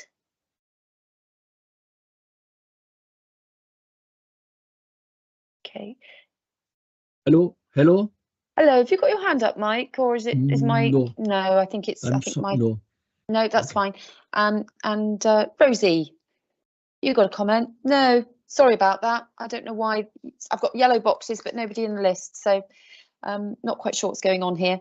Does anybody have any comments or questions?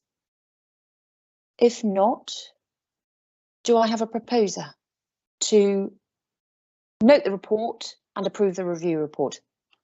So I have Councillor Mike James. Oh, I got two little questions to ask, that's all. Sorry. Okay, that's all right. Go ahead. Yeah, please. diolch yn fawr. Okay. Thank you, Emma. Great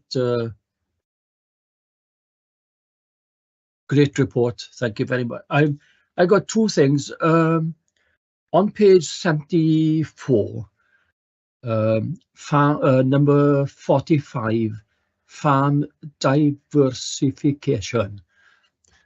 Because I did well then, yeah.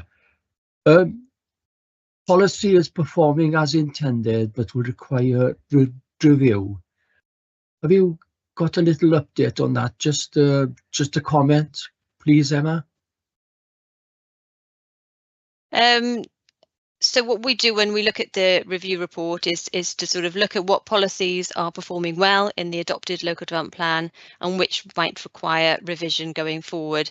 So at this point in time, we've identified that particular policy is fit for its purpose and we haven't identified any issues with it, but there may be a requirement just to tweak it slightly as we undertake the revision process. So there's no identified particular issues with that policy at present, but as we go through the process, there might be some minor changes made to it. Okay. Will we have information about that then as you go forward, or? Yes, you'll be hearing lots and lots about the local development plan 3 as we go forward. There'll be a number of key consultation stages that will be reported to members. So 2 key consultation stages will be firstly on a preferred strategy. That will set out the spatial strategy of the plan and also the numerical strategy, what growth we would seek to deliver over the plan. So that's the preferred strategy consultation, and that would be the first one, and that wouldn't be for sort of 12 or 18 months from now. And then following that, a full deposit local development plan would be presented to members prior to consultation, and that will set out all the detailed policies as well then. So, and we'll hold a number of workshops for members as well. Okay. And my second point, please, Di, it's about minerals. I looked at it and I can't find it now. It was that correct me if I'm wrong, please. That there'll be no more mineral within the national park, but that Pembrokeshire County Council have authorised that if they have any, that it'll come under the national park. I put that in a very, very rough way and not in a professional way that you put things, but am I right in saying that? And have you got any more comments on that, please? Diolch yn fawr, Emma. Diolch. Thank you. So we do work collaboratively with neighbouring authorities on providing a suitable reserve for minerals. There is a presumption against sort of further mineral development in the national park as we are a protected landscape, and we do need to work collaboratively to ensure that there is a suitable reserve available there. So further updates can be given on that, but at present, presumption is against further development in the national park. and it does require collaboratively working then to ensure that we meet the need going forward.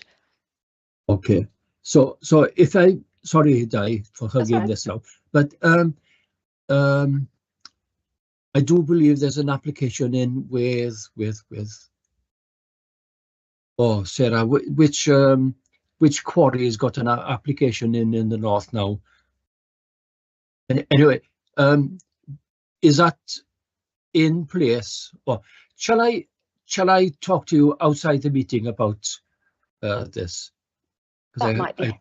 Yeah, that might be helpful, Mike, and then you can get into the detail that you need, which you possibly couldn't publicly. So, Sarah, would you like to come back in though on that, any of those points? Yeah, just to say, obviously there are established working quarries within the national park that have existing permissions. Those will continue to operate and not we're not affecting their permissions. Very happy to have a chat with you, Mike, afterwards about any specific cases that you want to know more about. Diolch yn fawr iawn. I really appreciate that. Thank you. Thank you, Sarah, and thank you, Emma, for mapping out the timeline as well for LDP3. It's quite useful for people to understand and start communicating that out there so people can input as and when. Dr. Madeline Harvard, please. Thank you very much. Thank you, Emma. Again, huge amount of work going on and facing you in the future. I just wanted to comment about how helpful and how impressed I always am at the way we are responding to comments of consultees, and it's very clear in our paperwork that we're doing that. A lot of people often say, oh, the authorities, any authority actually, ignore what we say. I'm always very confident that we don't, that we take every response very seriously and respond appropriately. And to that end, really, again, it's just repeating almost my comments on the previous item. This is such an important document for the park. It is critical that we get really wide engagement and encourage as many people as possible to engage. And I know that the team have been doing that, and even the responses we've already got show that there is active engagement with a wide range of stakeholders.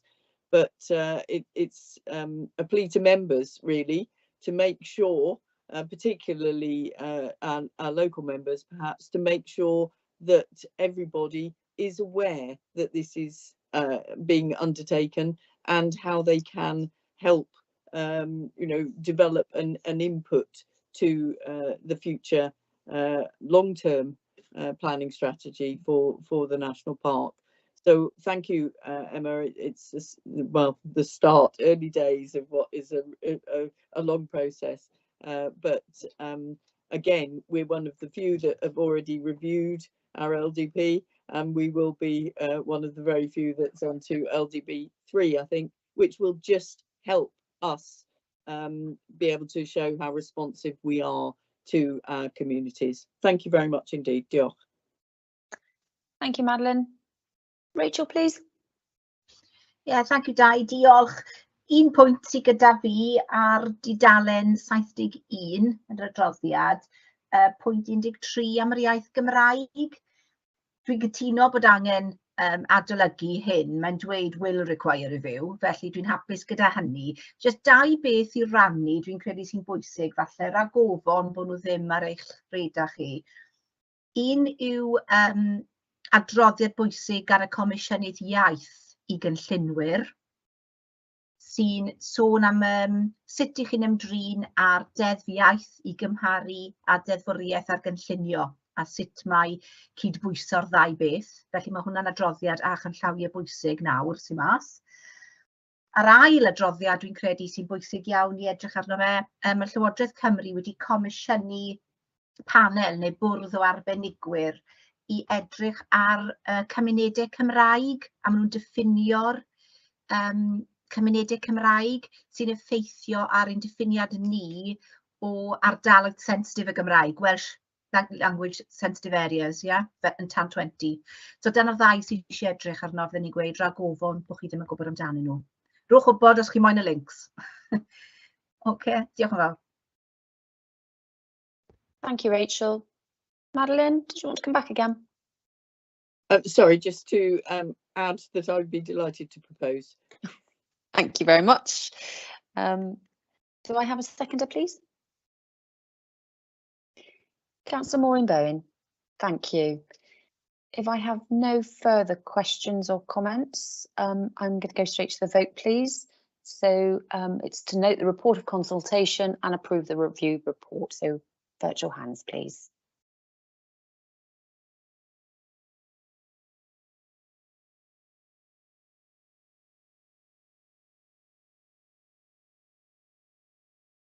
Right, that's unanimous. Thank you very much. Thank you very much, Emma. That's that one done. And now we will move on to report number 1325, the floating offshore wind energy response. And I'm going to pass over to the Principal Planning Officer, Strategic Policy, Gail Lister. Over to you, Gail, please. Thank you, Chair. Good afternoon, members. Hopefully the majority of you were able to attend the workshop that we put on about 3 weeks ago, I believe, where I took you through the application that is being submitted to PEDU for their determination, and this is our consultation response, and the report is seeking approval to submit the response for submission to PEDU. The deadline is now very, very tight. It's this Friday that we have to have that submission in. So I won't go through too much detail about the actual application because I took you through it at the workshop. But basically 10 wind turbine generators, up to 325.5 metres to tip height each, located approximately 35 kilometres off the coast of South Pembrokeshire. We have, following the workshop, given consideration to the request for landscape enhancements to offset the identified adverse seascape, landscape and visual impacts of the proposed project. However, to be lawful, planning obligations should be necessary to make the development acceptable in planning terms and directly related to the development, and fairly and reasonably related in scale and kind to the development. We have no issues with the onshore elements of the proposal because it's horizontal directional drilling, so there's no direct impacts on the onshore. And we've considered that it's not practical to mitigate the visual impacts at sea from the multiple national park locations. There was also a question raised about community benefits, and that would be for the developer to identify relevant communities and would not be directly related to the planning process. So our recommendation is for the approval to submit this to PEDU with the conclusion that the decision maker is likely to take into account the need to generate renewable energy to meet the very high Welsh Government targets for renewable energy, but recognising that there are going to be adverse landscape, seascape and visual impacts on the national park. So the recommendation is to delegate to the Director of Place and Engagement to finalise a response to PEDU with the Pembrokeshire Coast National Park Authority advising of concerns regarding some of the conclusions made in relation to the adverse impact on the special qualities of the national park and impacts on the landscape and seascape character. Thank you. Thank you, Gail. And it was an excellent workshop which really helped us understand this issue and all aspects of it. So those that attended, I'm sure, have had a good understanding of this. So any comments, please? Rosie, please. Hello. Thank you very much again for the work that you've done on this. Gail, and it's very well evidenced. However, I think just one quick comment, observation in relation to the specifics of the response to PEDU. It's really quite hard to quickly grasp the thrust of our comments, and I just think being assertive in the summary up front of these are our views in summary, as well as the repeat, would just help give it emphasis because it's a long document. So say it meaningfully right up front as well. That would be my only suggestion. Thank you. Thank you, Rosie. Thank you. Gwyn, please. Ie, diolch Dai. Dwi'n cytuno efo'r syniadau sydd yn y llythyr yma, a'r casgliadau ar y diwedd yn arbennig. Ac mae'n syni fi bod yna gymaint o lefydd lle fyddwch chi'n gallu gweld felly rhywfaint o'r ffermwynt yma. Ac yn bersonol, sy'n ni yn ei erbyn nhw, achos bod nhw'n hollol newydd i'r tirwedd a'r tirwedd y môr, sef dyna beth ydych chi'n sôn amdano fo yn y peth. Mae chydig iawn o sôn sy'n yna am seascapes. Mae'n sôn am landscape trwy'r llythyr, so os ni'n mynd drwy fo eto, yn siŵr bod yr gair seascape yn glir yn y llythyr. A yn y peth ola, jyst un cwestiwn, un sylw bach. Reit ar ddechrau'r llythyr, yn yr introduction, I'd say this in English, in the introduction section at the beginning of the letter, you say, I write in response to the consultation regarding the, and then it doesn't say anything, under section 36. So under what? Does you follow my thinking? It's there's a word or two missing from that sentence. I write in response to the consultation regarding the made under section. Okay? Maybe you spotted that yourselves anyway. Well done, Gwyn. Yeah. Thank you. Do you have any comments, Gail? Yes, thank you for spotting that. I had completely missed that. The word that's missing is application, and I'll make sure that goes in before that is submitted. With regard to the seascapes, there is a whole section which is of your report is on page 444. So we've got the assessment of the impacts on the seascape landscape character, then the assessment of the impacts on the seascape visual amenity, and then there's a set of tables at the end where we've gone through and identified where we agree or disagree. So with the national park, our landscape character areas and our seascape character areas actually overlap, and we're looking really at the impacts on the views that you'll have from our landscape character areas out to sea, which is why there's perhaps slightly less of an emphasis, or appears to be less of an emphasis. But the tables relating to seascape are on page, bear with me, I'm just flicking through. So we've got table 4 is the review of the impacts on the seascape and landscape character. And then table 5 is the review of the impacts on the seascape visual amenity, where there's more commentary there on where we agree or disagree with their assessment. I can see that. Thank you.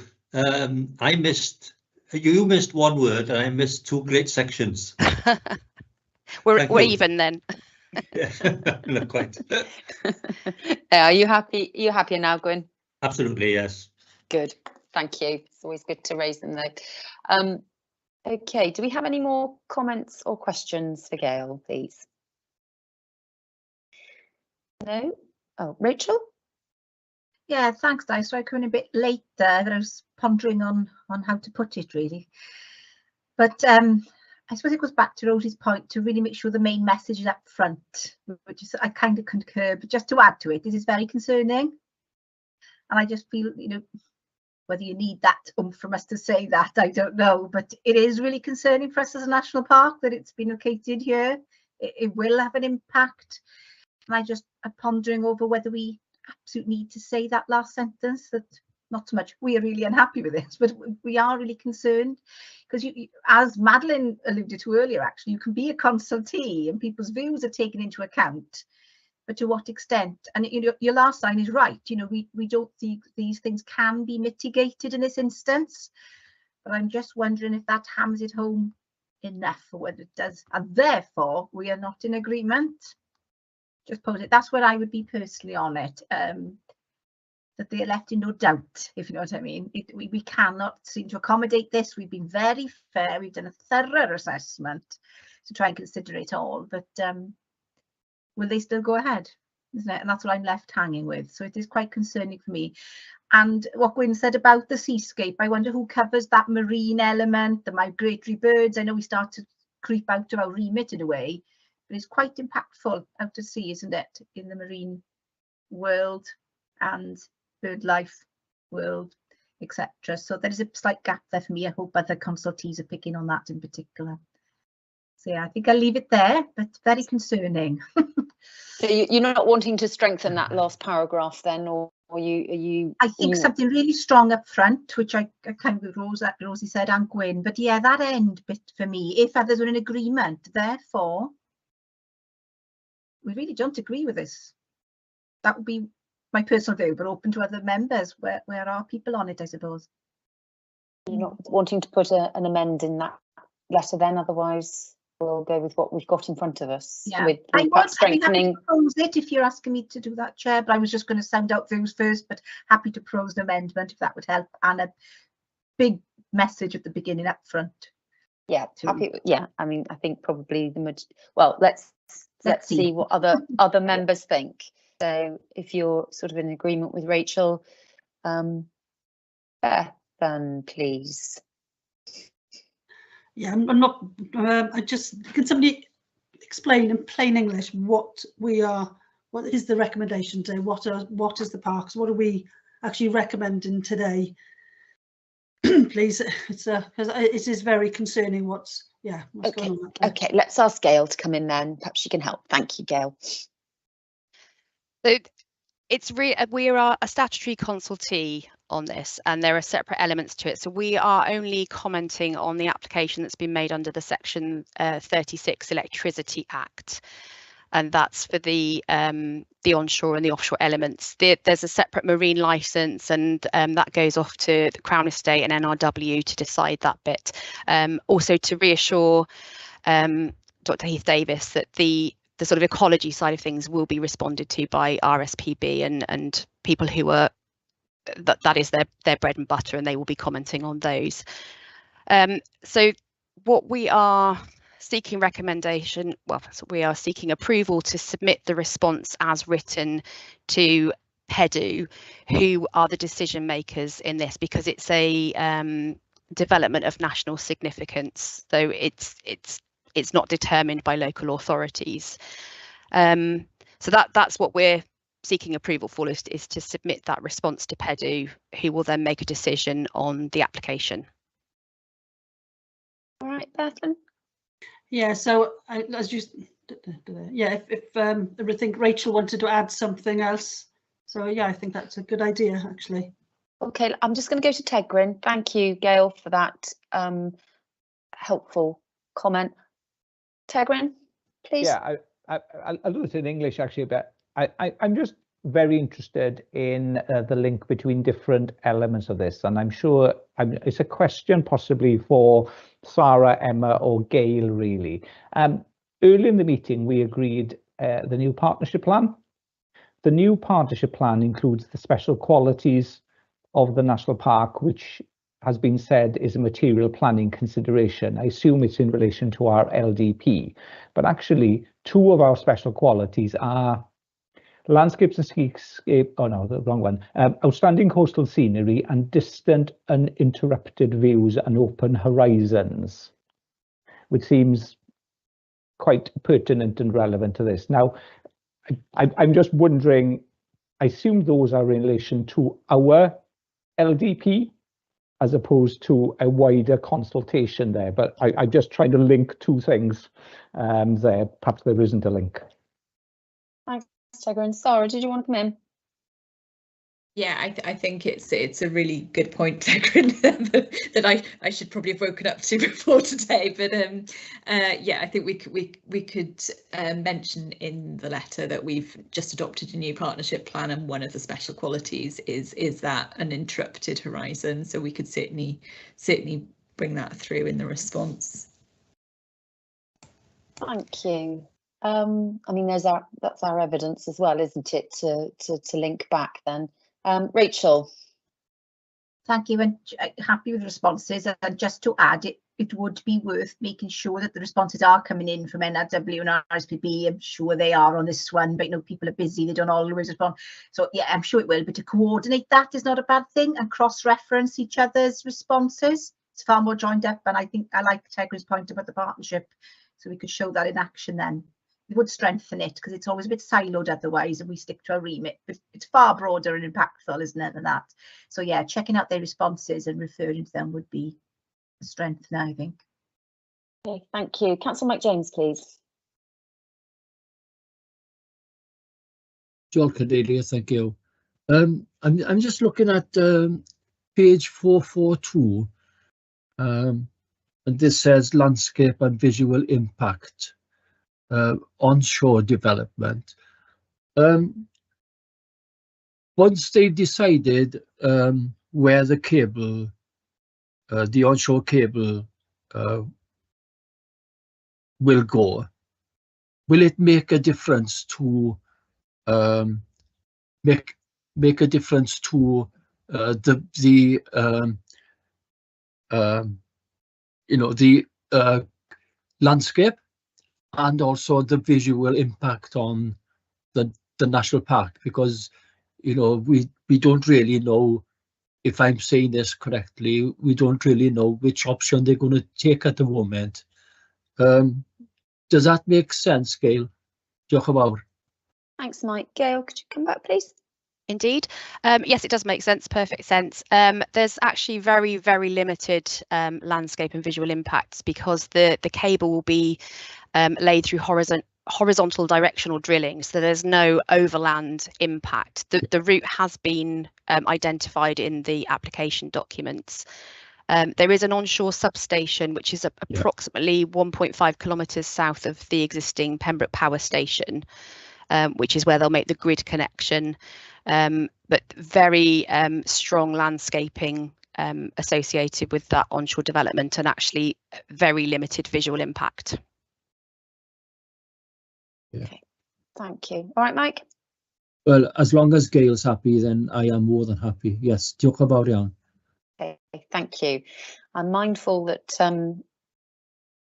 we haven't had an amendment. Does anybody want to suggest any rewording?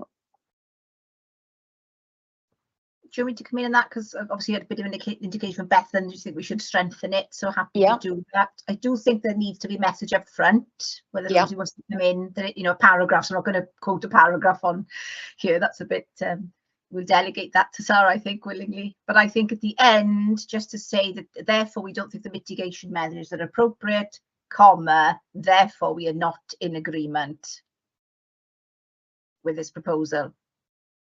Gail, please. Was needed to be clear, I think, for me. There is no mitigation proposed with this. No, the end of your line. So you're saying, do we get the exact line? It says that therefore we don't think the mitigations are satisfactory, whatever the last line of your paper is. It's tying that last loose end up. So the wording is landscape and special qualities would result from the proposed development that cannot be mitigated, and it stops there. End of the letter. Yep. Therefore, we are not in agreement, because that's the whole point of doing an impact assessment. If you can't mitigate or minimise your risks to a level, then you should not go ahead with the decision. So that's the tie of the knot for me. Okay. Madeline, please. Thank you, Di. I'm just checking. Making an amendment like that would completely alter what this letter says.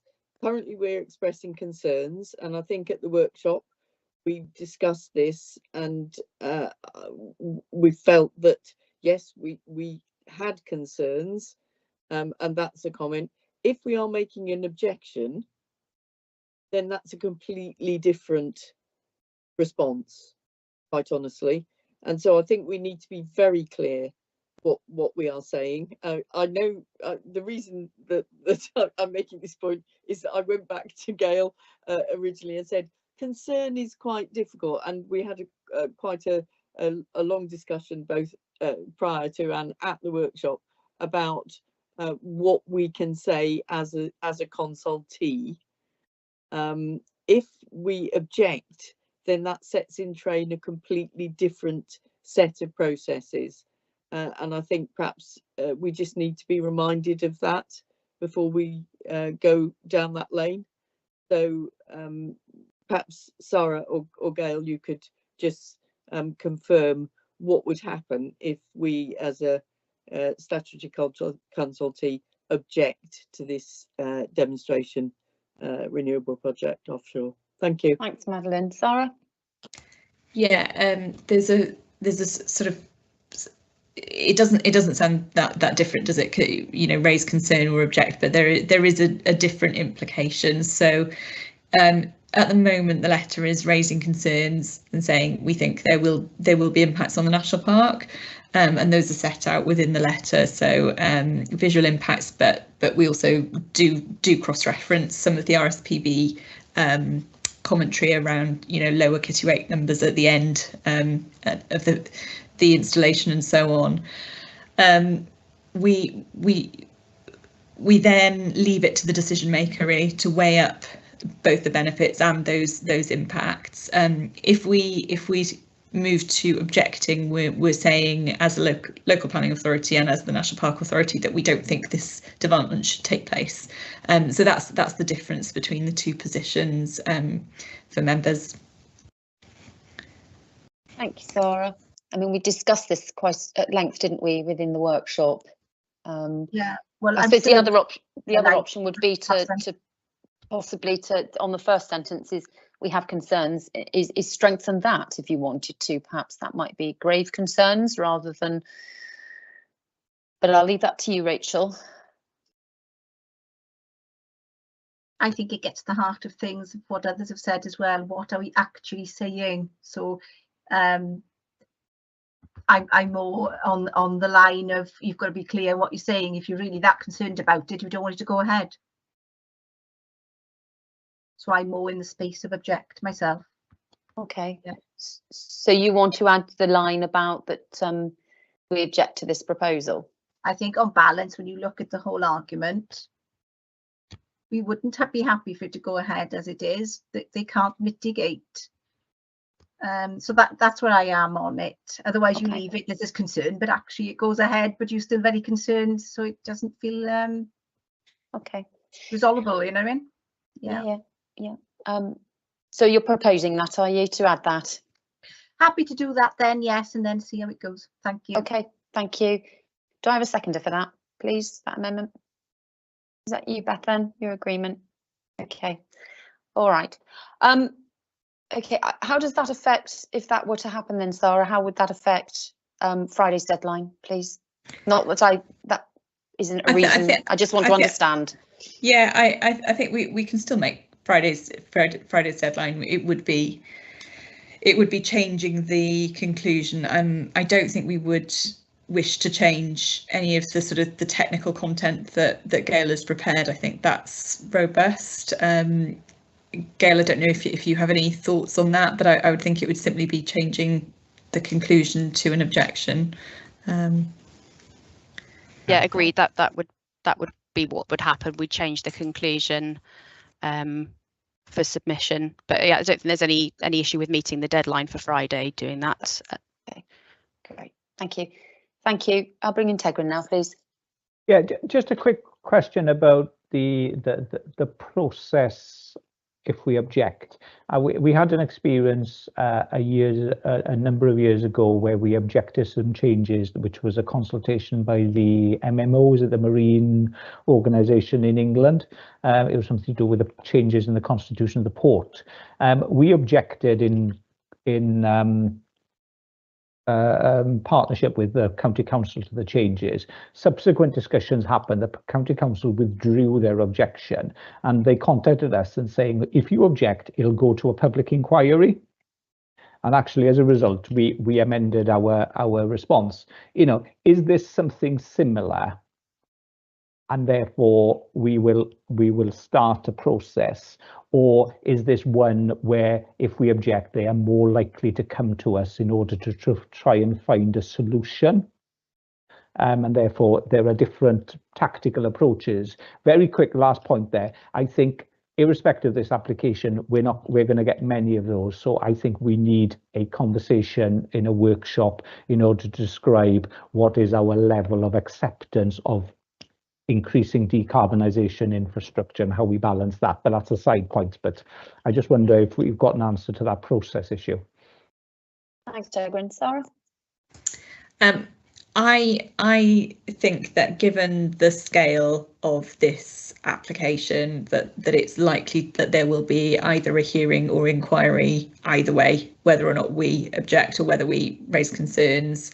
And I would expect us to be invited to provide evidence and information.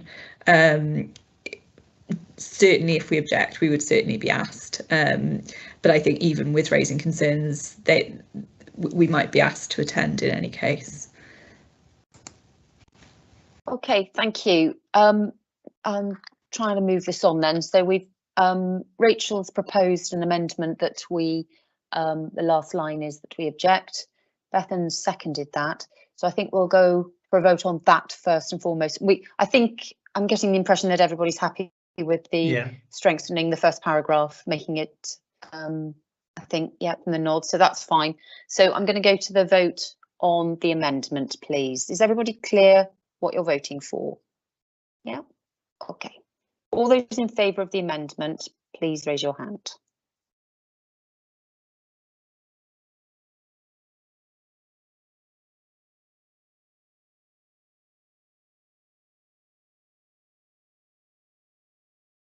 Okay, I make that 7. Can somebody confirm that, please? Or 8? Okay, I believe that was 8. Can somebody confirm that for me, please? I think that's 8, yeah. Thank you. Those against the amendment, please raise your hand.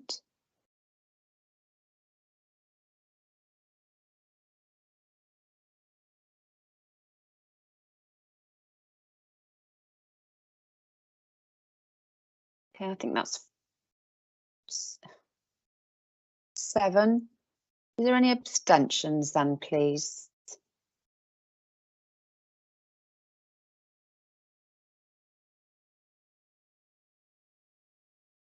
That's Sarah.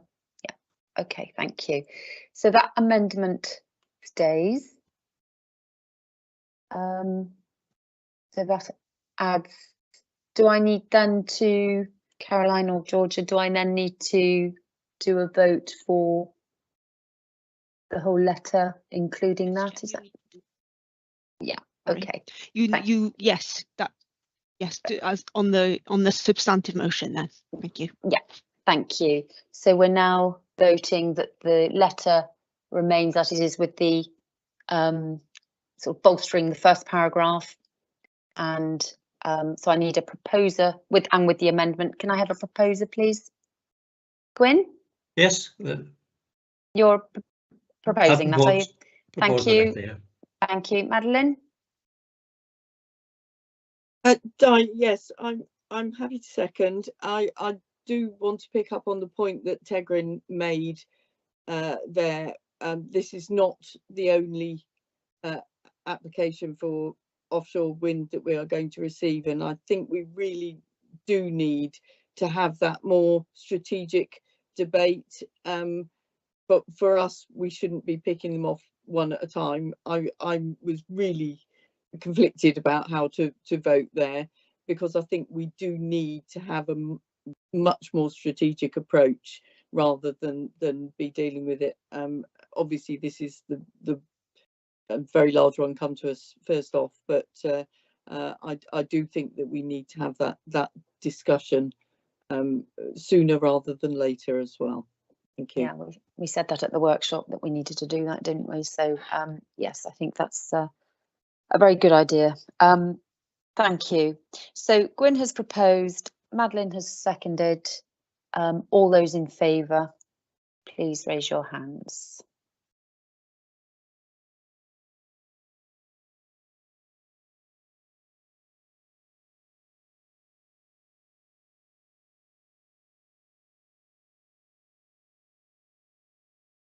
I make that 11. Has everybody voted the way they want to on that one?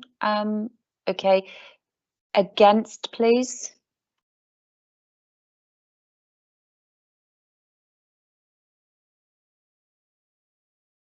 One, and any abstentions, please? Oh, that's two, is it? Or okay, right. I'm on abstentions. I've got three. Right, Rachel, is that correct? No. Sorry, my iPad's all over the shop here. I've got you down as against, Rachel. Is that correct? No, I went for abstention on the second vote. It doesn't logically follow from the first for me, so I'm just going to abstain on the second one. Thank you. Okay, thank you. Okay, so I've got two abstentions. Right, thank you. Thank you very much. Thank you, Gail. How will you'll go back and alter that and hopefully get that in for Friday. So thank you very much. Madeline, you still got your hand up, or is it just my iPad mucking about? No, it's my iPad mucking about. Okay, thank you. Yeah, sorry. Problems today. Right, we will go on to report number 1425, the clarification statement on potential implementation of Article 4, One Direction on camping and caravans. And Sarah Morris, our Director of Place and Engagement, is going to take this item. Over to you, Sarah, please. Thank you, Chair. I'm going to try to share my screen. Can you let me know if you can see that? Yes, thank you. Yep, got it. Great. OK. The report in front of members relates to a proposed clarification statement for publication with regards to the potential implementation of an Article 4.1 direction for 28-day camping, caravans and or mobile homes.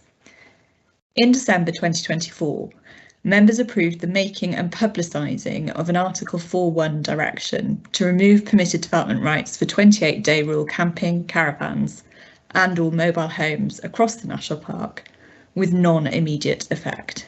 An Article 4 direction withdraws the planning permissions which the General Permitted Development Order grants for a class of development. Such a direction may be made by a local planning authority or by the Welsh Ministers under Article 4 of that order. The National Park Authority already has some Article 4 directions in place in relation to conservation areas in order to protect the historic environment. In accordance with the requirements of the Town and Country Planning, General Permitted Development, etc. Amendment Wales Order 2022, the authority then publicised the opportunity for formal representations to be made. The opportunity to make formal representations closed on the 21st of February 2025. During this period, the authority has received a number of inquiries about how an Article 4.1 direction would operate. There has also been a degree of inaccurate information circulating on social media. Members of the authority will be asked to take a formal decision on whether to confirm the notice of the Article 4.1 direction, along with a full report of consultations at the May 2025 National Park Authority meeting. However, ahead of this meeting, officers considered that it would be helpful to clarify the parameters that any Article 4.1 direction would operate within. This clarification has also been requested from some businesses operating within the National Park. The headlines from the clarification statement are shown on the slide. Firstly, uses which do not involve development. A number of activities take place around the National Park on a regular basis. Many of these activities do not involve any form of physical development or change of use of land. For example, triathlons and filming. These events do not constitute development and do not operate under permitted development rights. They are therefore not impacted by the potential introduction of an Article 4.1 direction. Secondly, uses which will continue to benefit from 28-day permitted development rights. A range of different uses operate under permitted development rights across the National Park. The proposed Article 4.1 direction is in relation to camping and caravanning only. Uses which do not involve camping and caravanning will be unaffected. Such examples include temporary car parks and temporary saunas. Thirdly, members will recall that the authority considered a range of options in 2024 and chose to exclude exempted certificate sites from the proposed Article 4.1 direction. Organisations which meet certain requirements can apply to Welsh Government for an exemption certificate under the Caravan Sites and Control of Development Act 1960 and the Public Health Act 1936. In England, Scotland and Wales, there are 321 such organisations holding exemption certificates, and certificates are free of charge and valid for up to 5 years. The Article 4.1 direction proposed by the authority would not affect the operation of these exemption certificates. A number of bodies such as the Scouts organisation, the Camping and Caravan Club, the Greener Camping Club and the Caravan Club, to name just a few, operate under this route and would not be affected by the proposed Article 4.1 direction. Exempted uses.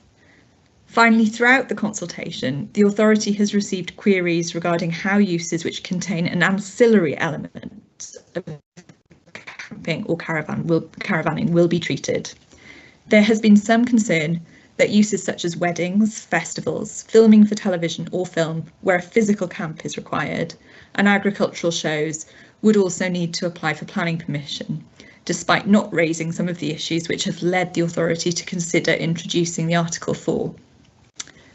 Having considered these issues carefully and taken advice from the authority's legal advisors, officers propose treating these uses as separate uses if the Article 4.1 direction is implemented, providing that the camping and caravanning use is considered to be ancillary in nature. Should a planning breach be reported, the authority would consider the following types of information: any licences gained for the event, any advertising undertaken, the proportion of the site on which any ancillary tents or caravans are situated, and the length of time the event is taking place for. As set out in the report, members of the authority will be asked to take a formal decision on whether to confirm the notice of the Article 4.1 direction, along with a full report of consultations at the May 2025 National Park Authority meeting.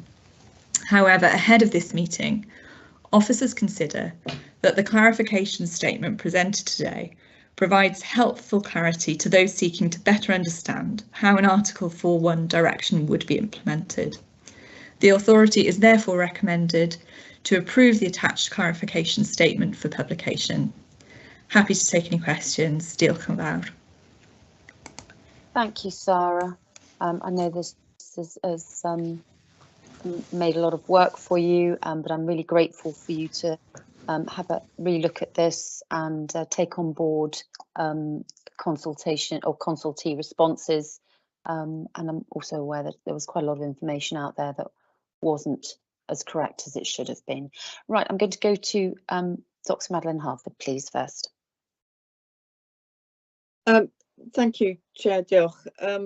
Just to again reiterate how important it is for us to respond, and we have, and I think that this clarification does exactly that. It's very helpful.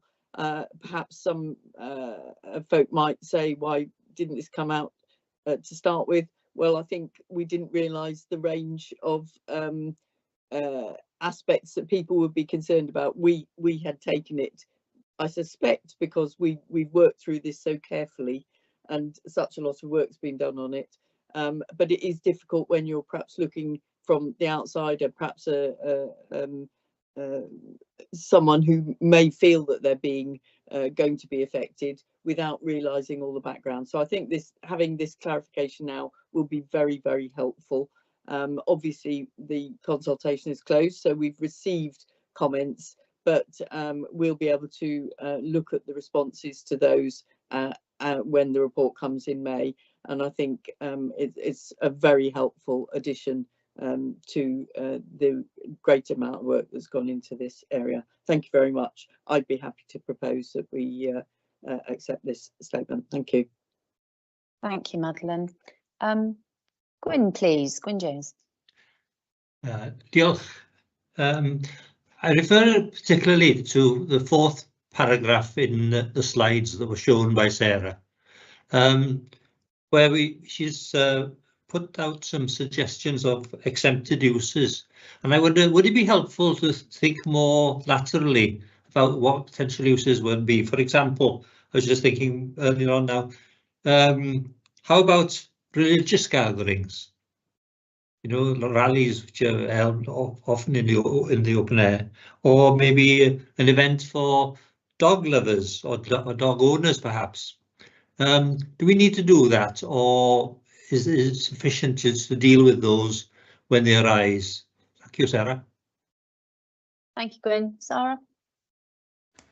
I think we're not trying to produce a definitive list, but what we've indicated is the type of criteria that we would consider. So we would look at, is there a license in place? If it's, I don't know, a festival for dog lovers and everybody's bringing their dogs, has it been advertised? Have tickets been sold? What's the proportion of the event that is being taken up by tents? And we would factor all of those things in. We're a planning breach to be reported to us. What we don't want to do is have campsites use this as a sort of a backdoor route. So we don't want somebody to say, I've got one guitarist at a campsite and therefore it's now a festival. So we've set out some parameters that would allow us to assess for each type of event, you know, whether or not the camping and caravanning is ancillary or whether it's actually just a campsite. Thank you. All right, Gwyn?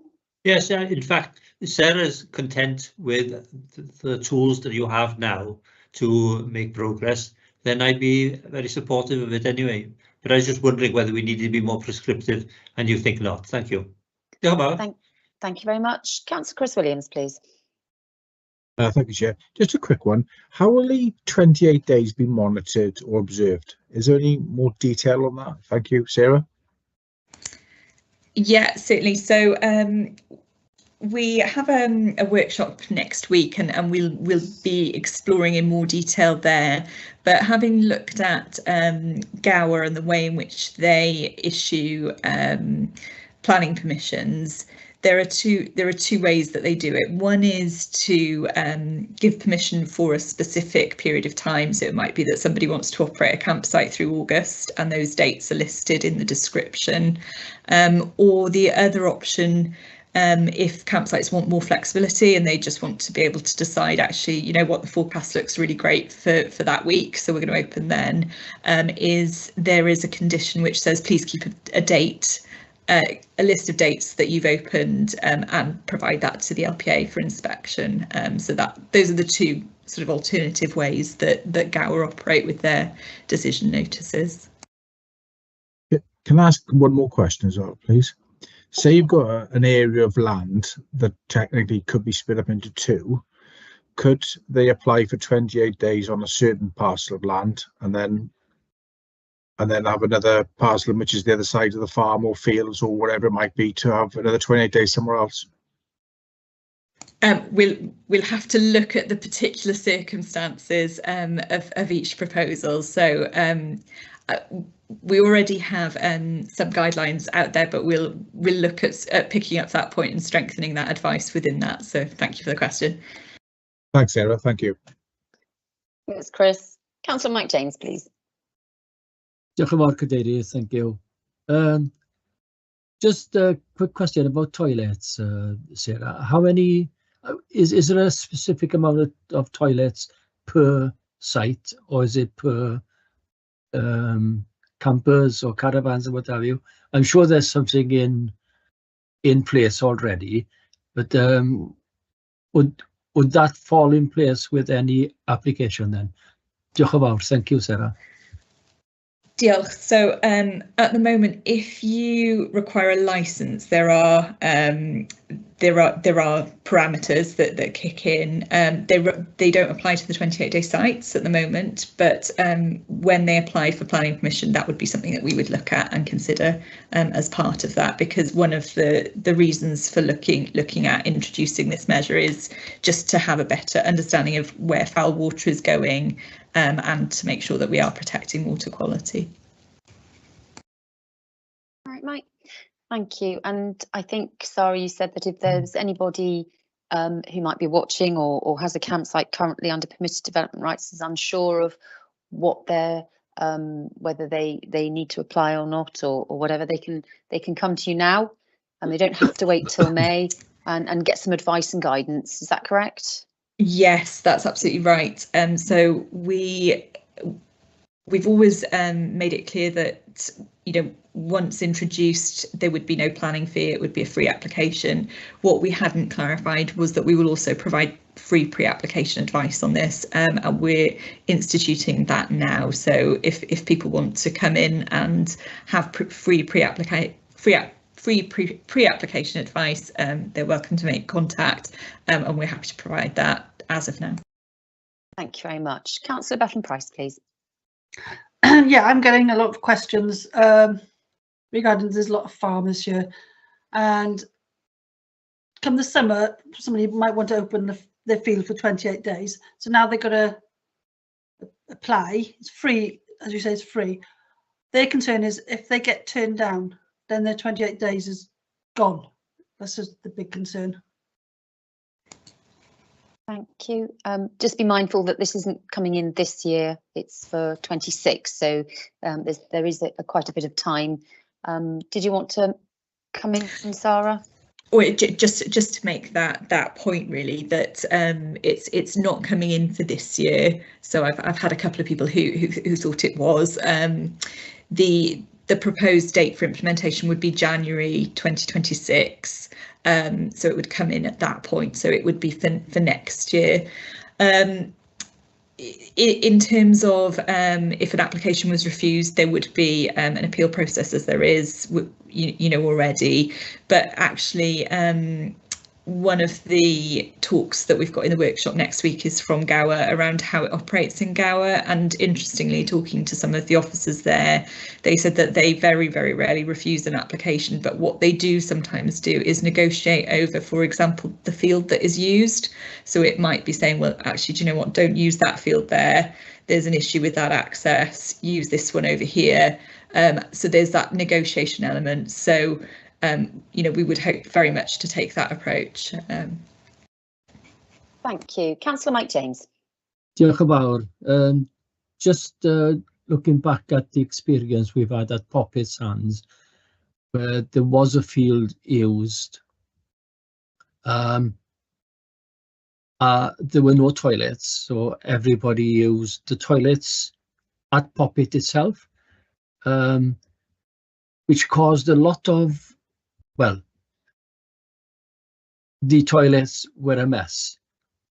So you know, just for you to understand that there can be issues with, well, any campsite that hasn't got a toilet, then they will use something, and Poppet Sands was in a mess, I'm afraid.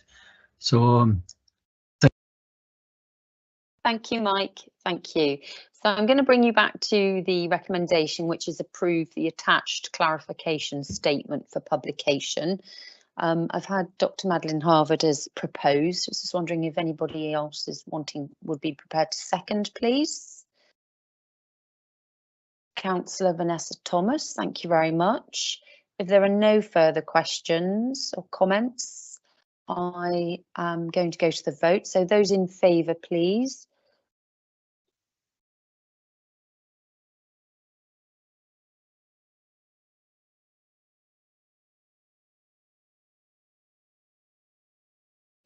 I think that's unanimous. Thank you very much, members. Thank you. Thank you, Sarah. Thank you, Chair. Thank you. Right, I know it's 1 o'clock, but I was hoping we could do the last 2 items. Is everybody happy just to stay on? I'm hoping that they won't take too long, mindful of the workshop after.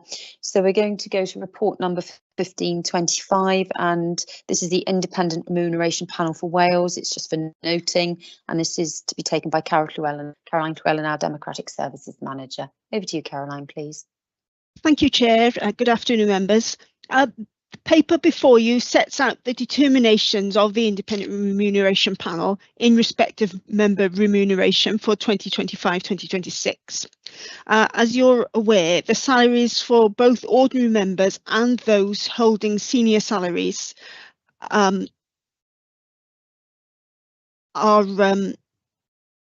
set out, are determined. Those holding senior salaries are the chair and deputy chair of the authority and the chair of the Development Management Committee. What members are asked to do today, please, is to determine whether there should be any changes to those posts which are remunerated with a senior salary. Thank you. Thank you, Caroline. Comments from members, please? I'm quite happy to propose that it remains as it is, unless anybody else has any comments or wants to suggest something different. Councillor Mike James, please. No, I like to second that, please. Thank you very much. Thank you. Any other comments then, please? Well, I'll go straight to the vote on that then. Mike James has, no, I've proposed, Councillor Mike James has seconded. All those in favour, please, as the status quo. Thank you.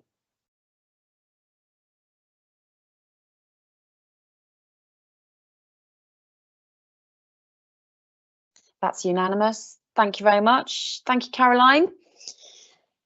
And the final agenda item is the independent members of the Standards Committee. And Mike Kent, our monitoring officer, will take this item. Over to you, Mike, please. Yeah, thank you, Chair. Good afternoon, members. Straightforward request, please, to agree the reappointment of Philip Davis as an independent member of our Standards Committee for a further period of 4 years until the 6th of May 29. He was appointed for a 5-year period in May 2000. The policy of the authority is to allow a further appointment under the 2006 amendment regulations for a further period of 5 years, and that's the request today, to approve that approval, please. Thank you. Members, do I have any comments? Councillor Tim Evans, is that a legacy hand? Thank you. Councillor Mike James, please. That's all right, Tim, don't worry. Councillor Mike James, please. Diolch yn fawr. I'd like to propose the paper, please. Thank you. Recommendation. Thank you. Yes. Do I have a seconder, please? Councillor Bethan Price? Yeah, second. All those in favour, please raise your hand.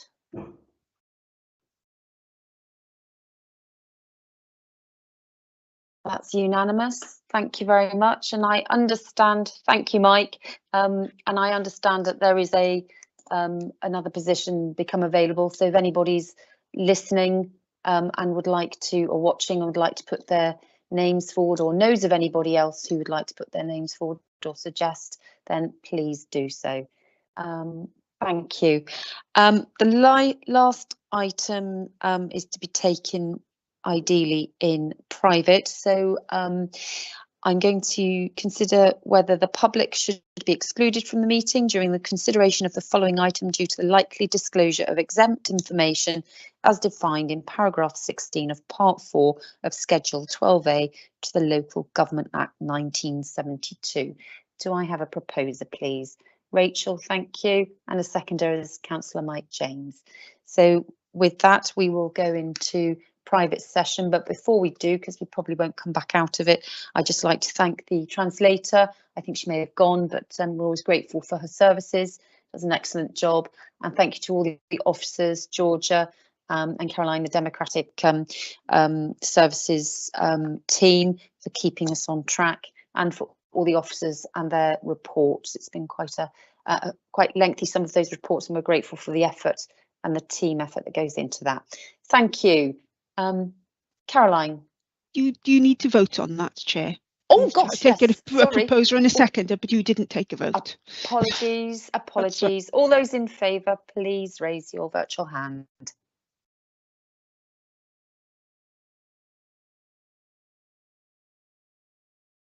That's unanimous. Thank you very much, members. Thank you, Caroline. If you'd like to stop the live streaming, I'd be grateful. Thank you.